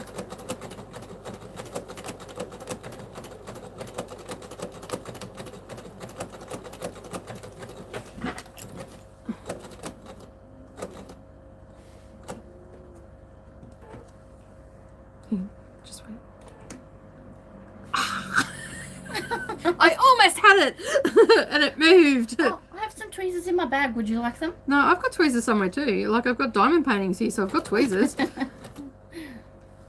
Alright, so all I'm doing right now is because this ends up being 3 layers. So we've got that blue bit, then we've got the white bit, and then we've got his pupils. So that ends up being 3 layers of fabric. So I'm just positioning them in place, and I'm just using my my quick unpick for that, or Bec's quick unpick for that. And then I'm just going to press that into place. And again, just using the tip. You don't need to have too much heat on that. And because I'm trying to avoid putting too much heat where everything is already stuck down. Alrighty, that's it. Is it Eddie or Edie?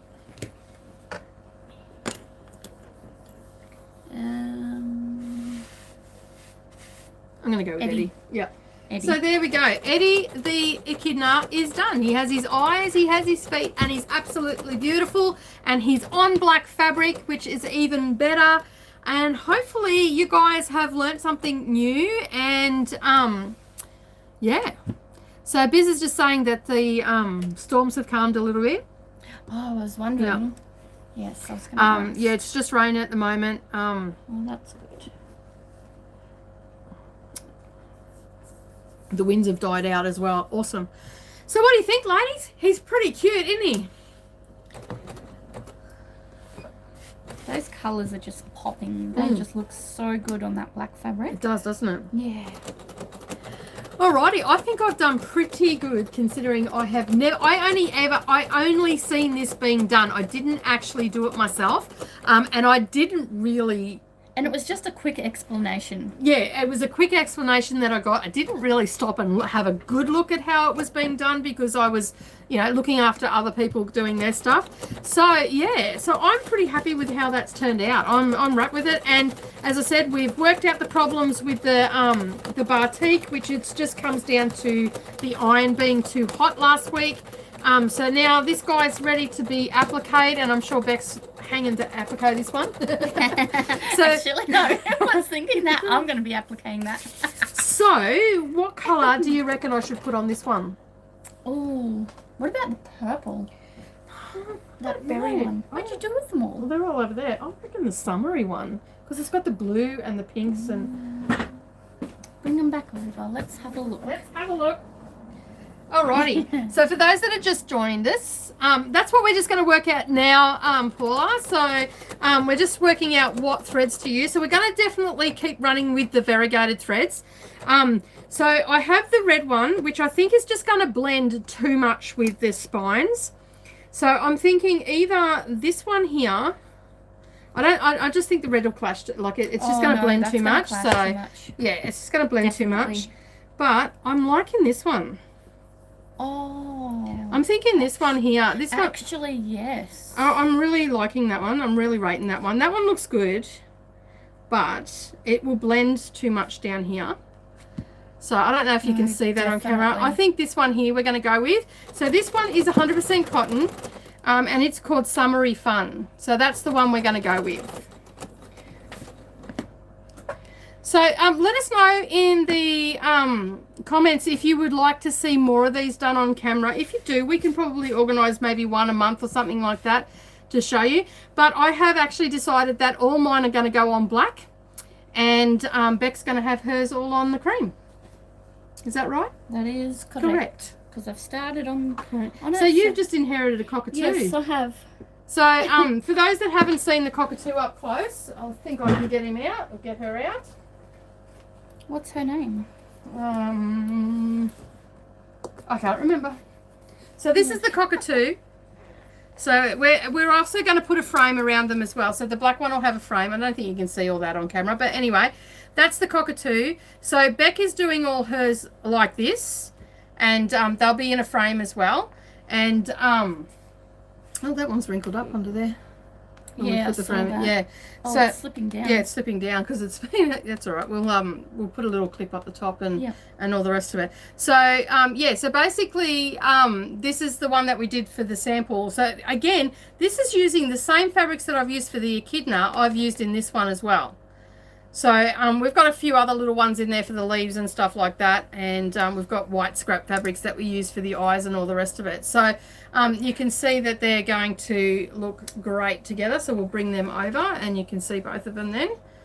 These are looking really good. Yeah. Now that I've got a few together. Yeah. So basically, you can see there that Bec's done is doing her applique, and that's what she's been working on while I've been doing the black. So all of hers are going to be on the cream, and I'm going to do mine on the black. And yeah, and then we can show you the full set, but they are coming together quite well. Yes. And I'll just show you up close of Bec's there. So just come up to the camera. So yeah, so you can see there that colours, the colours are really good. So that's a blue variegated that we've used on that one. So I'll just put the cockatoo back. She looks good though in the frame. I think the frame makes it. We will have to probably put a couple of clips and stuff like that. So yeah, looking good. I'm quite happy with that. Very good. Yeah. So everybody's agreeing the summery variegated one. Oh, look at what you did. You just put fluff all over me stuff. No, it was already there. Well, you moved. I know. I'm just teasing. Alrighty. There we go. Lucky we've got this fabulous device. Yeah, best invention ever, this thing. But anyway, that's the only thing that's going to probably peeve me off about the black is the constant fluff. But once it's behind glass, it'll be fine. Yeah. Exactly. So yeah, so I'm going to have to get some more of these variegateds for us. I think so. Yeah. So he's very cute. I like him. He looks great on camera. Like the Yes. I've in case anybody's wondering if the quality of the filming has actually improved, it has. I've just got a new phone. I got a free upgrade to the 5G network here in Australia. So yeah, the new you can come out, Nerily, it's fine. What do you want, honey? She's being a mime at the door, and I don't know what she's trying to say. Can I open it? Yeah, what are you having? What did you make? We want to know. She made microwave mug cake. Yeah. Oh. Do you want to make Beck one? Not really, no. Please. I brought you money yesterday. Yeah.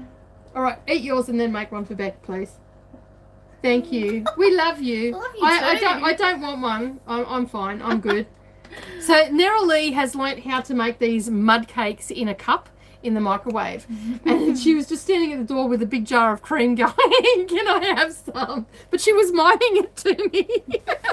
I'm like, I don't know what you're talking about. It's okay. For Friday nights you can come out. Oh no, that's fine. It's very casual. It's and very laid back. casual. Like, okay, she's leaving now. Oh. All right, I just got your messages, Biz, but I missed them. They flashed across the screen. I'll have a look at them after the show. Alrighty. Oh, smart lady, Carol. She took some notes. Good job. done. Well done. Yeah, the best thing to do is, Linda's saying the summary fun looks great. How would the purple variegated look? See, that's what I thought. I'm not yeah, I don't think it's going to blend too I think much. it'll blend too much. Like it'll look good down here on the blue, and it'll look all right up here, but I think it'll blend too much with these pieces here. So like you can barely, if I roll that out, you'll barely see it. Like you'll get the white bits, but when the purple sort of comes in, and see even on this one here, it's blending a lot. It is, like you can isn't it? barely see it. So yeah, that's why I'm thinking I'm going to go with that brighter color, just so it stands out a little bit more. Yeah, because I don't. Jenny's on. Oh, Have you been watching me do it? How did I go, Jenny? So everybody, Jenny Dukes just dropped in and she said black thread, and this was the lovely lady that I learned how to do this from. And yeah, so she actually did the the crocodile, sorry, up at the retreat that we just went to, and this is where I learned how to do it. So yeah, the reason I'm not going with black thread, hun, is because I want to use the variegated threads because they look so awesome on it. Yeah. I'm a bit of a fan of the variegated threads just because they change.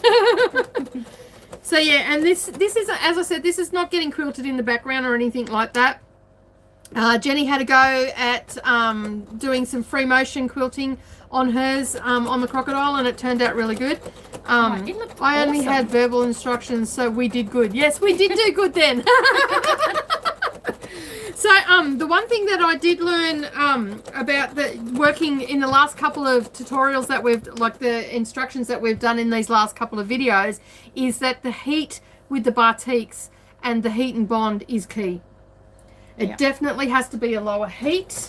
And yeah, so, and as I said, that glue that I used, the glue pen, it is all stayed on here. So you can see there, it's stayed on the sheet. So you just have to remember that you use, when you're doing it as a transfer onto the black fabric, you need to make sure that you're using the Applique Shapes sheet. So for those ladies that are actually doing these ones, they come with it. Okay. Not all patterns come with a sheet, so you will probably have to basically photocopy it so you've got something to work from. Yeah, that's a good idea. That's probably the best advice that I can give you.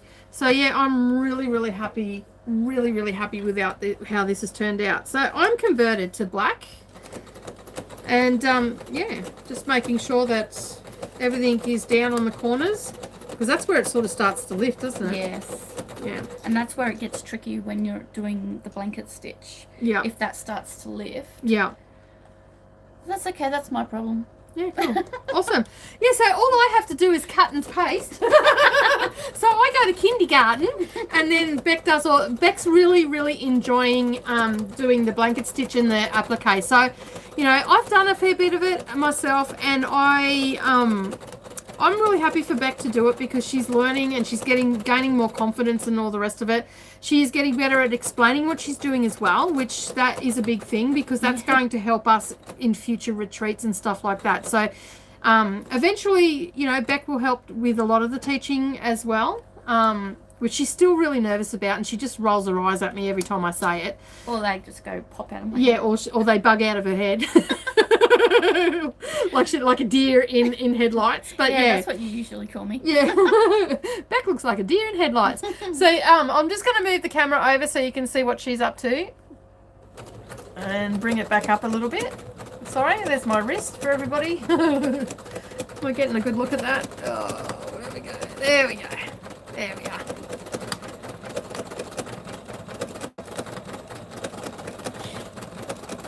And Jenny's saying she promises to be a good student, Bec. I'll meet you at the back and we'll get the spitballs going. Excuse me. Oh no, she just looked down her nose at us. Above my glasses. Yeah, she just gave me the librarian look. Oh, dearie me. Alrighty, look at you I have to go. put up with these girls. Oh my god. Oh, Put them in a room full of bingo goers. Do you want another one? Sure. There you go. Thank you. Alright. I may have to change my fabric choices. I love the dramatic effect of the black background. Yeah, I agree. I definitely agree. Like, but you're doing the zebra, so if you were doing it in black and white batiks or black and grey batiks, that would look pretty amazing on a like a calico. on a calico as well. So, but you know, there's nothing stopping you from doing a couple and in different ways. So yeah, yes, I am getting the sea creatures in. I should have them in by the middle of July. I think They are gorgeous. Yeah, they're scheduled to come in around the middle of middle of July. I think I've got them. Yeah, Awesome. So I have to work. I'm in a small business and I have to work to a budget. So I have, and I know it seems silly, but I actually have budgets and what I can purchase in and all that sort of stuff. And I try to space it out so I don't see myself broke. Because that is very much a problem when you're shopping for fabric all the time. And for patterns. But yeah, mid-July they're coming in, hun. And I'll be getting 3 of each. Generally I get 3 of each to see how they go, and if they're super popular then I'll double up. Because, you know, not everybody likes sea creatures, but they're absolutely gorgeous. Yes. Absolutely gorgeous. So Oh, and there's a pelican. there's a pelican, there's a turtle, there is a dolphin. seahorse, a dolphin, there's Octopus. an octopus, and when I got that was that would had only just been released, and she sent it through. I'll put that. I'll let you know as soon as they come in, hun, and I'll send you a message when they've arrived. I'm not sure what the price point is on them at the moment, but as soon as I know, I'll let you know, hun. Not a problem. Oh no, but they're absolutely good. I like the pelican. You're running out of bobbin. I like the pelican because he's got like this little, the sample that she's done has got like this little glint in his eye, like he's really cheeky. Yeah. So yeah, they're the ones that are coming in. And there's also, like, we've got a few of the African ones, but I don't have many of those in because they haven't been as popular as the Australian animals. And I'm guessing that the sea creatures one is going to be pretty popular as well. I think so. Judging by, because I follow her on her page, and judging by when she was having a competition and how many comments there were, it was quite popular. So yeah. So can I just show the people on the back? Go. Alrighty.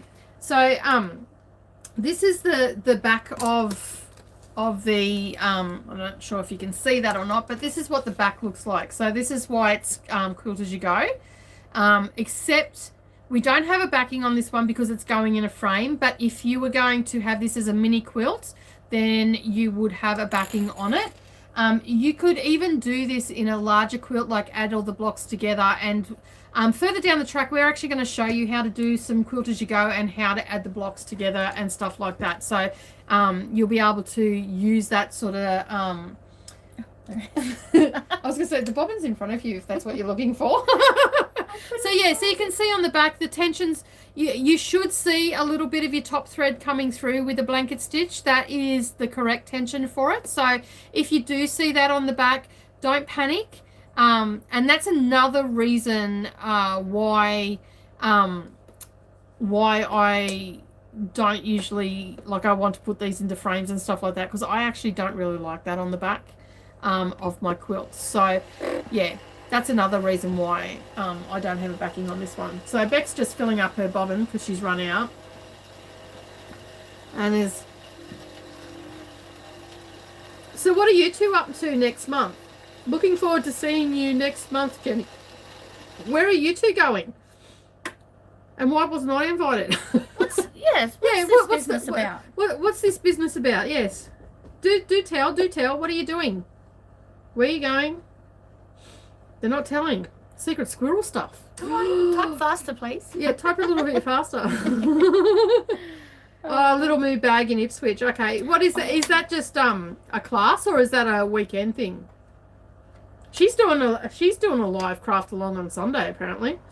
That's So What in Ipswich. Okay, what bag is it for?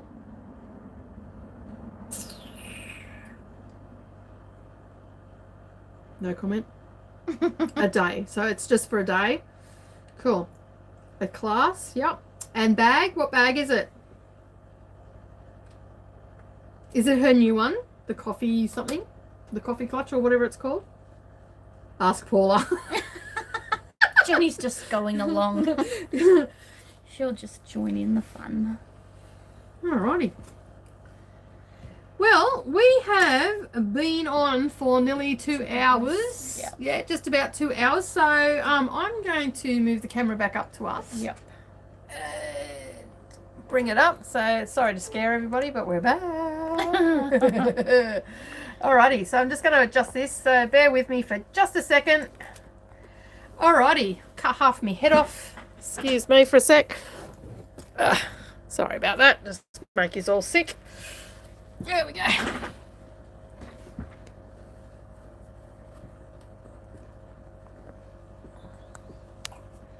All right, where are you, Bec?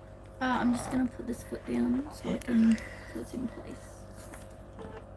Now my tripod doesn't want to play the game. It's so tight. Alrighty. Haversack bag. Oh, okay. I don't think I've seen that one. Alrighty. Okay, so sorry about that. Just have to move the camera around a bit and drop your seat down a little bit. There we go. Yeah. Mum, I go down. One always goes in by itself and now it wouldn't go down. Yeah, I think I've got your seat tonight. Oh, I've got the good one. Yeah. I don't like this seat. It's another that convert bag to a backpack. Okay, cool. I don't think I've actually seen that one. I'll have to go and have a look. I haven't either. Do you want to just turn that light off? Because I'm blinding everybody with my glasses. Alright. Oh, alrighty. So, what did everybody think of that little demonstration? Oh, that's better. I'm not getting blinded now. Nicole, can you show the clutch purse on the table behind you and Bec? I have two. I think let me... This one? That one? This one here. This is the DD's Kiss Clutch, and this is going to be taught at the November retreat. November retreat. Yeah, this one, and then basically it'll be it should be a pattern available for you, and I'll probably run it as an online class. And this one here is the Lorna wallet by Love Me Pattern, so you can find that pattern over at Love Me Patterns, Sewing Patterns, isn't it? A group, I think it is. So yeah, you'll have to go over and have a look at that. So yeah, that just opens up and it's got a little coin purse. This one was done at the March retreat. Mel came down for the March retreat. Yes. And taught that. So it's got a spot for 12 cards, and then it's got a coin purse, and it's got a spot for your cash, and then it's got invisible magnets in it to close it, and then she's got some bag bling, which is an Emmeline Bags bling, that one. So you can get that from Emmeline Bags, that trim. So yeah, so that's that one. And this one is my little design that I've done. It's called Dee Dee's Kiss Clutch. It's in the process of being turned into a pattern for the November retreat and will be available after that one. So yeah, so I just put it up there to tease everybody and all the rest of it. I always get asked about my wallet. Yeah, I often get asked as well when people come, they ask about it.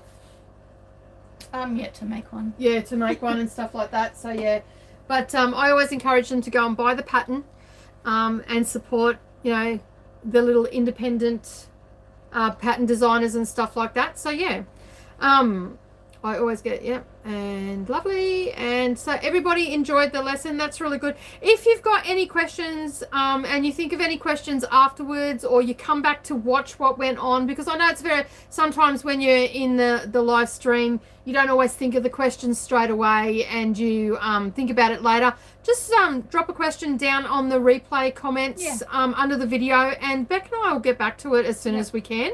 I am not available tomorrow morning to answer questions, and nor is Beck, because Beck's got stuff on with her daughter dancing, and I'm helping Brendan with his live stream because he's actually got a major giveaway happening over on his page at the moment, and they are doing a diner truck build, and the truck is actually getting given away to a subscriber. So they are doing all the work on it themselves. Last week they lowered it, and I filmed it for them while they were doing that, and it was all done live. We were on for about 2 hours, and then the internet dropped out at the last it just dropped out, so we couldn't finish it off for them. So we're covering what we did last week after it dropped out, and then we're just going to move on with that. I'm not sure what they're doing tomorrow. I think they're removing the tray, or maybe even removing the motor, and because they're going to so basically what they've done is taken this truck, they've dropped it on its guts, and it's going to be like a rat rod. Yeah, it's going to be like a rat rod basically. Yep. So yeah, it looks rough as guts and all the rest of it. It does at the moment. Yeah, but they're doing all this stuff to it. So, and that's going to be a giveaway for the subscriber. So, and then I think they're going to road trip it to wherever it's got to go. And they're going to film that road trip, so vlog style. Letho and Brendan will go off and do that, and I get called Mrs. Red over there. So yeah, so I help him. I become Tech Beck basically, except I'm Tech Nick. And I'm sitting here. Yeah, and generally Beck is here, and she's on the computer answering questions and all the rest of it. So she'll get on tomorrow. Just give me a thumbs up that everything's going clearly and that she can hear everything okay from where she is on her phone. And we do it all remotely. It's quite it's quite interesting actually. Yes. In different towns. Yeah, in different towns at different times. Like it's just awesome. Just basically doing all the different things and just keeping it all running smoothly and all that sort of stuff. So yeah, we're going to have some interesting viewing tomorrow. So yeah, and it's quite tricky because I've got to get like underneath the truck and all the rest of it to get the film. Yeah, when they were doing in the wheel arches. Yeah, because they were in the wheel arches, so I had to get down and get it, and I couldn't see properly because the glare from the phone, because I was on his phone, which is a really crummy phone. I can't see properly because it's just got this really weird glare on it. Does he have a It's got a I don't know what it's on it, but protector? it's the worst protector I've ever seen. It makes it look really smoky when you're in the sun, and I just can't feel like you've actually got to put shadow over it to see it properly. And I'm already blind as it is, so throw the sun in and I can't see because I have to wear sunglasses outside, but these aren't transitional, so I've got to get a hat tomorrow. Because I was like this pretty much the whole time, trying to keep the sun off so I didn't get a headache. So it was quite interesting. And then I had to get under the truck and all the rest of it. But, like, Letho's a very knowledgeable dude. He knows a lot about a lot of stuff. Yeah. And and Brendan knows a lot of stuff too. So the two of them together are just absolutely amazing. So if you want to have a good giggle, knowing that I'm getting into some strange places behind the camera, head over tomorrow to King of Tokru, and he goes live at 10 o'clock tomorrow morning. So that's Australian Eastern Standard Time. So that'll be for US viewers. That'll be in your evening time. So around so whatever time it is that you come on for me, because I come on at 10 o'clock as well. So it'll be around that same time. So so Beck's starting to get cold. Can you tell her shoulders have come up? And it is starting to get a bit cool here. For those that don't know, we're actually out on a veranda on the front of my house, which is closed in, but it still gets a little bit chilly out here. Once that temperature starts dropping, which it obviously has outside because now. I've got the heater on at 25 and we can't even feel it. Normally we're sweating here. So we're going to call it a night. We'd just like to say thank you to all those that have stuck around for the full 2 hours. We really do hope that you've enjoyed what you've learnt tonight, and I can't wait to see you put it into practice. Biz, I can't wait to see you try this technique that I showed you tonight for your canvas. So it's going to make it a lot easier for you. And Carol saying she's learnt a lot, and thank you, Nicole and Bec. So thank you very much for waking up at this ungodly hour for you. 2 o'clock. 2 o'clock. So thank you so much for hanging around for the 2 hours. You need to go back and have a nice sleep. Oh, just in time. Oh, look at this. Neroli has made Bec a chocolate cake. Oh, it's in a bowl. Oh, look at that. It looks pretty good. God. Look at this. She does it in the microwave. See bowl cozies? They come in handy. So she makes a cake in the microwave in this bowl, and it's... Oh, yum. It's still steaming. It's still steaming. Look at the steam coming off it. Can you see it? Oh, not quite. Don't think. Okay. And there's your cream. Thanks. Right, I've got to go home now. I've got children to deal with. Alrighty, well, thank you so much, everybody, for joining us. We really do hope that you enjoyed the Friday night craft along. We will actually see you next Saturday night. It won't be Friday night. It'll actually be next Saturday night, and we'll be doing the mini felted animals. And don't forget, we actually have a giveaway for that one. We're giving away the little Christmas felted animal, which I think he's hiding over here. I've got him sitting over here. So we'll be making these. Giveaway. We've got this giveaway for next week. Okay, so you'll have to join us, and these are the little animals that we're going... Oh, no, it does smell good. These are the little animals that we're going to have a go at. It's the first time that we've ever done anything so like this. So come along for a laugh, and we'll see if these animals end up looking like animals by the end of the night. So as I said, it won't be on Friday night. Just thinking about it, it's cracking me up. I know. It won't be on Friday night. It'll actually be next Saturday night, because we've got the musical next week. So so do come along and join us for next Friday night, and then we will have a break for 2 weeks. 3 weeks, is it? It'll be 3 weeks. 3 weeks. Yeah, it'll be on the third Friday after next week that we'll be back for our Friday night craft along. So thank you very much for joining us, everybody. Enjoy the rest of your evening, and we'll see you all around the socials. And have a great weekend. Bye for now. Bye.